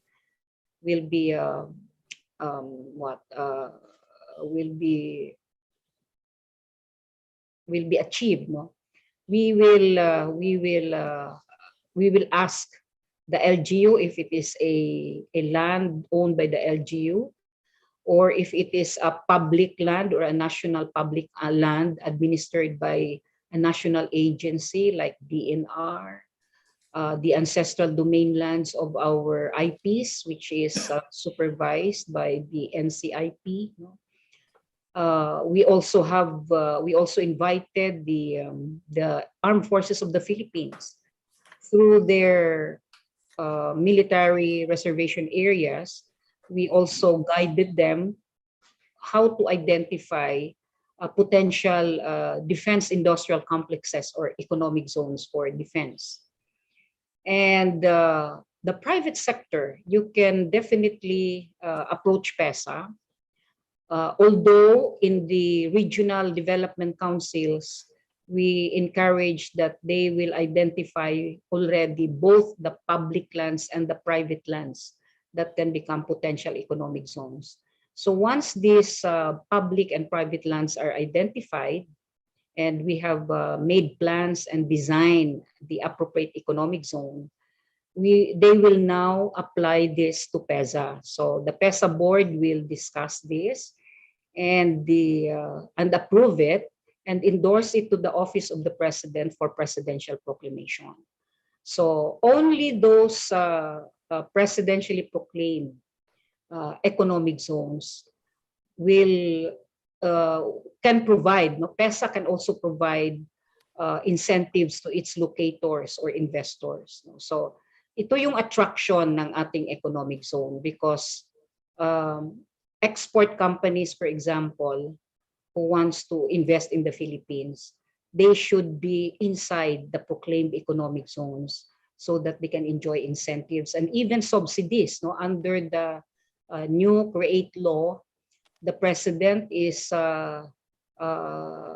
authorized to grant subsidies, no, to strategic and big ticket industries, no, who can create a big number of jobs, who can put in new technology, who can develop big or huge hectares of lands. No? So especially if they are located in the countryside. So ito yung mga incentives natin, like one, we give income tax holiday from 4 to 7 years.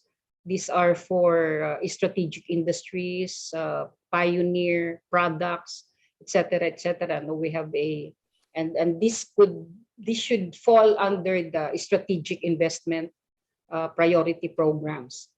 Second, after the ITH, existing investors continue to enjoy the 5% GIE. And after the 10-year sunset period, they can now shift to the corporate income tax. And then we allow the employment of at least 5% foreign workers. PESA also being a one-stop shop. It's PESA who provides the building and occupancy permits, the import and export permits, so that we can protect our investors from too much interference by different agencies. So we succeeded on that with our one-stop shop. Tax and duty-free importation of industrial and capital equipment, including raw materials and supplies not available in the country. And of course, we succeeded in the deferment of the 12% zero VAT, the 12% VAT, which was imposed earlier, but because of our locators and investors plea spoken by PESA to our economic leaders. So we continue to enjoy the zero VAT for utilities, the power bills, the water bills, telecommunications, and those equipment and materials that we're going to buy locally. No? And we allow, of course, continue to allow 100% foreign-owned companies to invest. And we also give them the domestic sales allowance of 30%, meaning 70% can be for export and 30% for the domestic market. And soon, we will be, PESA, part of our ease of doing business as a one-stop shop. PESA will now issue the 2-year PESA visa to our foreign investors, their immediate family members, and their foreign workers. And also, we continue to allow the lease of our public and private lands up to 75 years. Another scheme could be a partnership with a Filipino partner, so the 60-40 scheme will be utilized, meaning the joint partnership or the partnership can now acquire land other than the 75 years lease of our public and private lands. So far, these are the incentives that we provide our investors, locators, and ecozone developers. Thank you very much, Director Plaza, for that info. So again, for our LGUs, PESA is available for consulting and advisory services. There's another question here, Director Plaza, from Mr. Porques. I'm pretty sure he's from Sara, Iloilo. Mr. Porques, would you like to say your question, or I can read it in behalf? Anyway, the question is, one of the municipalities in the 5th district of Iloilo is a northern Iloilo town, Sara. Is it possible if we can create a satellite economic zone with support from PESA? I don't know what the satellite means. Okay. Actually, we anticipated that there will be a lot of requests where PESA can provide support. Ito yung different schemes na nire-recommend namin for the landowners. So landowners who wanted to convert their lands to become economic zones could be LGUs. It could be a private land owner, or it can be a public land owned by the national government and administered by a national agency. Sinabi ko kanina, pati yung mga ancestral domain lands ng mga IPs, inimbita din natin sila to make this into economic zones, pati ang Armed Forces of the Philippines sa mga military reservation areas. In other words, ito kasi ang na-discover ko when I became your PESA Director General. Unang ginawa ko is to conduct an inventory of the land holdings of the country. So I found out that we have 30 million hectares of land holdings. 15 million hectares are timberland. Pero ano pong nangyayari sa ating 15 million hectares? Idle. Because the government stopped the wood industry. And very ironic, while we have timberlands, yet we are importing wood. So ito yung isang ina-address ni PESA. We want to restore back the wood industry para hindi na tayo mag-import ng kahoy kasi ang dami natin, 15 million hectares of timberland. Then we found out that we have 8 or 9 million hectares of agricultural land. But what is going on? We are importing our food from rice, sugar, coffee, etc. Laying idle majority of this 8 or 9 million hectares agricultural land. Third, we have almost 8 million hectares of mining lands. Pero anong nangyayari? Ini-export natin yung raw minerals, which has affected our environment. So pati yung lupa sa mga bundok na makuha yung minerals ay ini-export. So bumaba yung mga bundok, nadumihan yung ating mga waters, mga rivers. And what is ironic is that while we export the raw minerals, we are importing the finished products. Like our construction materials, yung mga steel bars and others, 95% of our construction materials, we import from China. So, ito yung ina-address namin sa PESA ngayon. We have to utilize our idle lands, millions of hectares of idle lands, to become different types of ecozones so that this can be developed. And because I am promoting an environment-friendly industrialization, that's why we have to create different types of ecozones. Kung ano ang lupa, ano ang natural resources ng lupa na yan, yan ang ecozone. Huwag nating gawin halimbawa yung agricultural, instead na we will have crop production, tapos lagyan natin ng mga factory, ng mga manufacturing, etc. So whatever is the land potential and the resources of that land is the type of economic zone that we are inviting. So like now, we have 2 mineral processing industries, one in Palawan, one in Surigao. And they are located in this mining area. So they process the minerals into different types of finished products for export. So yun din ang gagawin natin sa agroforestry sa ating mga timberland, agroforestry economic zone. So we only invite specifically industries that will make paper, yung paper making industry from the leaves of the trees. And then the furniture making and other industries that will process wood, or manufacture wood into different products. So this will solve the problem on deforestation, but the reforestation will be enhanced because the industry uses the wood and the leaves of the trees as their raw materials for the production of different finished products. So talagang magtatanim sila ng kahoy, otherwise maubusan sila ng raw materials and supplies. No? So meron din tayong tourism ecozone. Pag ang isang lupa ay merong natural endowment, no? Like it is a white sand beach, merong waterfalls, or it's a mountain overlooking a very beautiful view. So ito yung potential tourism ecozone. We only require at least 5 hectares.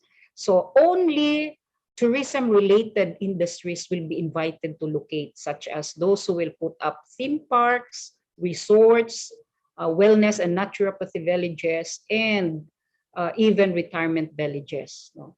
So lahat ng klase ng ecozone ay specific din, equivalent ang industry na inaalaw natin na mag-locate in this type of ecozone. So that's how we will be able to protect the environment. We can promote an environment-friendly industrialization. And in fact, PESA's 4 public zones will now be redesigned and transformed into township. No? So yung ating ecozone, by the way, ngayon, no, hindi na siya specific na manufacturing ecozone, tourism ecozone, aquamarine ecozone, etc., etc. Every ecozone has to be designed into township, meaning yung gustong mag-develop ng ecozone, gawa na ninyo ng design saan nyo nilalagay yung mga factories. Lagyan din ninyo ng commercial area at saka residential area so that in every ecozone, it is a town by itself where the investors and the workers will work, live, learn, and play. And it should be green ecozone. So we will make these ecozones not just environment friendly, green, sustainable, and smart ecozone. No? So magiging model siya, not just in the Philippines, but hopefully to the whole world. So we are now establishing what we call as ecozone tourism.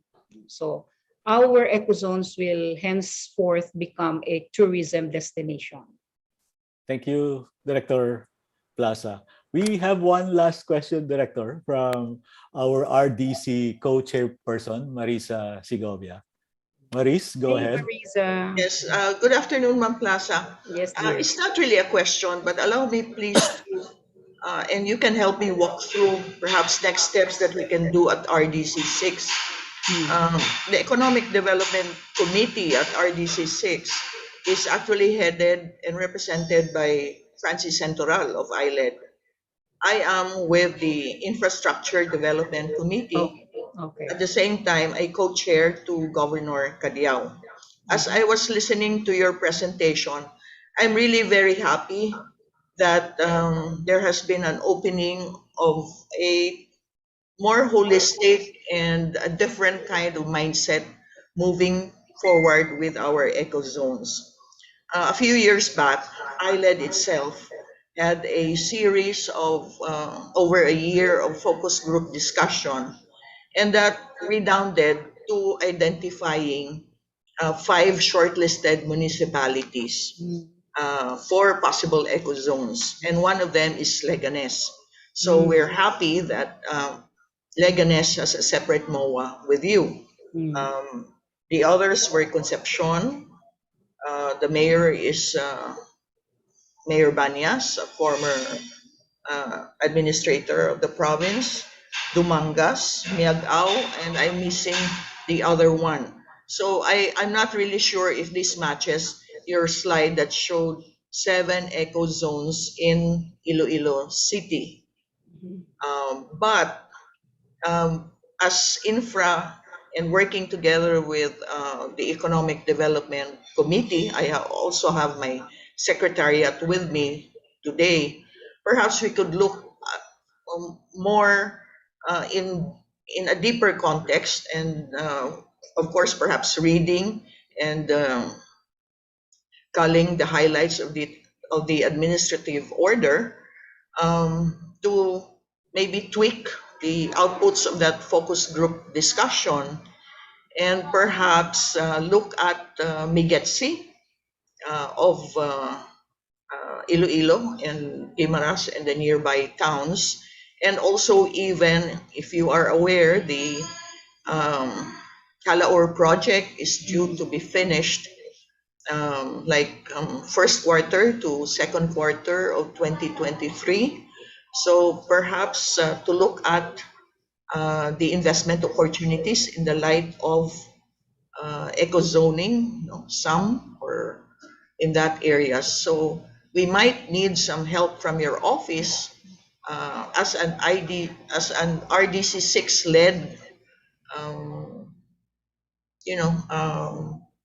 focus group or working group discussion within this year or early next year, so that we can just also try to answer more queries from either our mayors, congressmen, and governors, and also private sector representatives, our friends from Negros and the whole Western Visayas.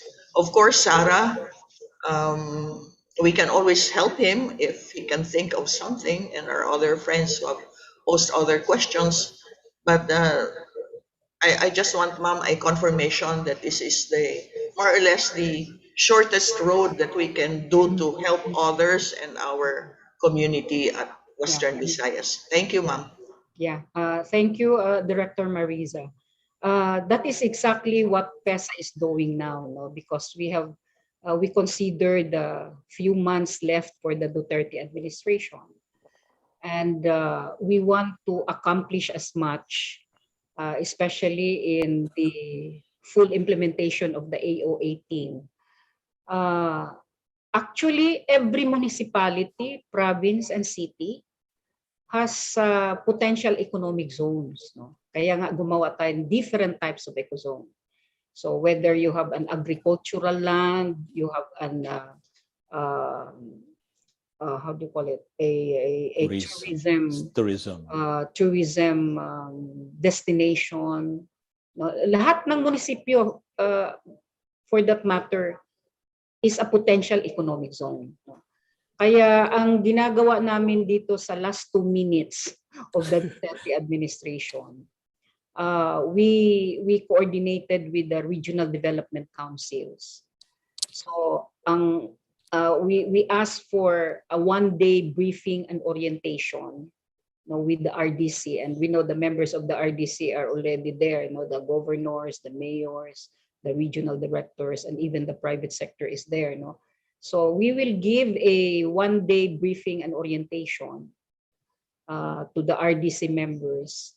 And then the next that we will ask the RDC is, please identify public lands, and even private lands that could be potential economic zones. So pag ma-identify na nila yan, then we will schedule again a one-day, or if it can be 2 days workshop, where PESA will bring already experts who will guide us, the RDC, in planning and designing those identified public and private lands, as economic zones. So we will have that workshop. So when all the requirements of potential economic zones are already there, then we will ask you, the landowners, if this is owned by the LGU, by the national government agency, or a private landowner, we will ask them already to apply. So we give you the application form for ecozone development. Then you fill this up, and then there are only 4 basic documents that you have to attach in your application. First is of course, the ownership. Sino bang may-ari ng lupa na to as ecozone? Is it the LGU? If it is the LGU, we only require the LGU your municipal or city charter or provincial charter. That is already equivalent to the SEC if that is a private land. Then, of course, the title, what are the proofs of ownership? Then the endorsement of the local government, that the local government endorsed it as an ecozone. Then we ask for an ECC, an environmental clearance. Of course, from the DNR. The next that we require is the certification from the DAR, that this is an agricultural land, halimbawa, that it will be converted into economic zone.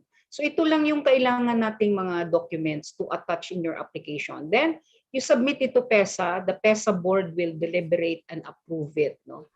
But the final approval really of an ecozone is the Office of the President, who issues the presidential proclamation. In other words, lahat ng ating ecozones are presidentially proclaimed by the president. Okay, so once this will be proclaimed, these ecozones are proclaimed by the president, that's the time that we can invite investors, locators to locate in your ecozone. And this is where they will enjoy our incentives and even subsidies. So dalawa yung clients ni PESA, the ecozone developer, the landowner, and the locators. So every locator company should also register to PESA so that we will give them the incentives. No? By the way, yung Subic, Clark, BCDA, Aurora Ecozone, Cagayan Ecozone, Zamboanga Ecozone, hindi po sila under ng PESA. They have a separate charter. No? But the difference is that only PESA is the authorized agency who can register lands and buildings to become ecozones where investors and locators will locate. So yun po. Kaya nationwide po ang ating operations. We will soon have regional offices of PESA so we can bring closer our services to the LGUs and to the people. So yun po. We have a website. You can see there the application forms. If you are an ecozone developer, there is an application form for ecozone developers, and then we have also the application forms for export enterprises, no? Yung maglo-locate sa ating mga ecozones. Okay. What's good about our ecozone? Halimbawa, may CLGU, no? Iloilo province, etc. No? Yung mga municipalities natin. Meron kayong ecozone. Dahil meron tayong franchise authority. So we see to it na yung power, utilities, no, etc. are lowest rate. No? To give you an example, Cavite Economic Zone of PESA, alam nyo magkano ang power rate ng ating power provider dyan, who we also treat as an investor, so enjoys also the incentives. The power rate in Cavite Economic Zone provided by Meralco is only 5 pesos per kilowatt hour. And then quality, because they see to it na walang brownout para hindi masira yung mga industrial machineries and equipment. But if they're going to locate their industry or their company outside the ecozone, they are paying 12 pesos per kilowatt hour. Same doon sa aming Mactan Economic Zone, magkano lang ang binabayaran ng mga locators? 7 pesos per kilowatt hour. But if the companies are outside our ecozone, they are paying 14 pesos per kilowatt hour. So we see to it that everything other than it is township, where the workers and of course the locators will work, live, learn, and play because it's all there. They are also, our locators are also enjoying the lowest power rate, utilities rate. Because sa ngayon po, we are the second highest power rate in Asia. So binabawi namin sa mga ecozones natin. We see to it na our investors will enjoy the low cost of power. So yun po, Director Marisa, we are now scheduling a Regional Development Council briefing and orientation for the, how many regions ba tayo? Kasama si Bangsamoro, 17 regions throughout the country. So we are now going around, we conduct virtual, sometimes physical briefing and orientation for the RDC members. Then we schedule a workshop to really sit down, design and plan on all those public lands and private lands that you have identified as potential economic zones.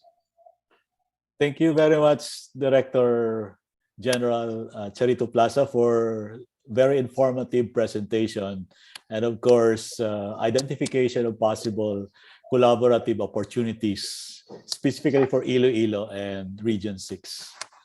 So with that, we really would like to thank you, and as a token of our appreciation, we would like to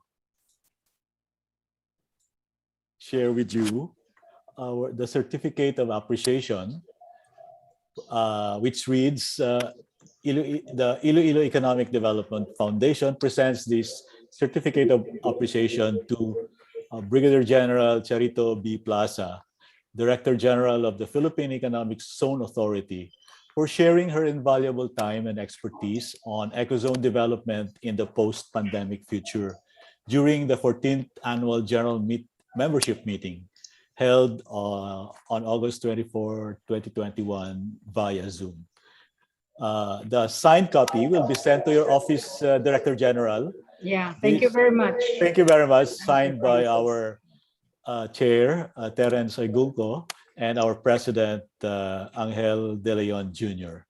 Again, Director Charito Plaza, thank you very much for your time. And we hope to work with you in the future. Sure. Thank you. So with that concludes our local economic development talk.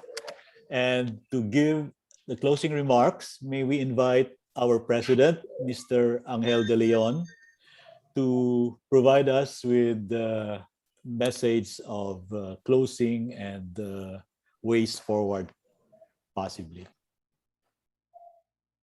Again, thank you very much to our distinguished guest speaker, Director General Charito Plaza, and of course, Honorable Carlo Nograles, for continuously inspiring us in spite of this pandemic that we continue to experience.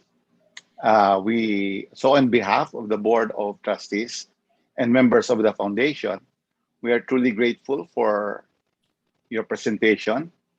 And indeed, both your messages have given us Ilonggo's reason to be hopeful amidst this pandemic. That indeed our assurance and continued commitment in looking in the welfare of the Filipinos, either through resolutions or handling the pandemic and finding ways for the economy to move forward, was really inspiring, especially the eco zones. You will hear from us again, I think that's the way forward. To all of those who attended this local economic development talk, we hope that we have facilitated a forum wherein which all of us would continue to be resilient in facing the pandemic and be encouraged as well to undertake measures that would foster economic activities in our province and city in Iloilo. Again, on behalf of Iledf, we would like to thank all of you for participating, for your precious time of being with us, and for the gracious participation of our guest speaker. Thank you very much, and good afternoon to all. Thank you, Angel, for that closing message. So that ends our local economic development talk as part of the 14th Annual General Assembly of members of the Iloilo Economic Development Foundation. Again, we hope to see you in our future activities such as this to share more knowledge. And again, thank you, Director Plaza, for your time, and hope to see you when health protocol restrictions are more open. Thank you very much, and have a good day, everyone. Okay, so for the members of the Iloilo Economic Development Foundation, we will be leaving this chat room, and we provided you with the link for our General Assembly meeting, which will follow in the next 5 to 10 minutes. So thank you very much, and unless my announcement, si Chairperson Terence. Wala na. See you on the other Zoom room for the members of the Yeah. Iledf Foundation. We will proceed with our annual general membership meeting. Thank you, everyone. Thank you, everyone. Thank you. Thank you.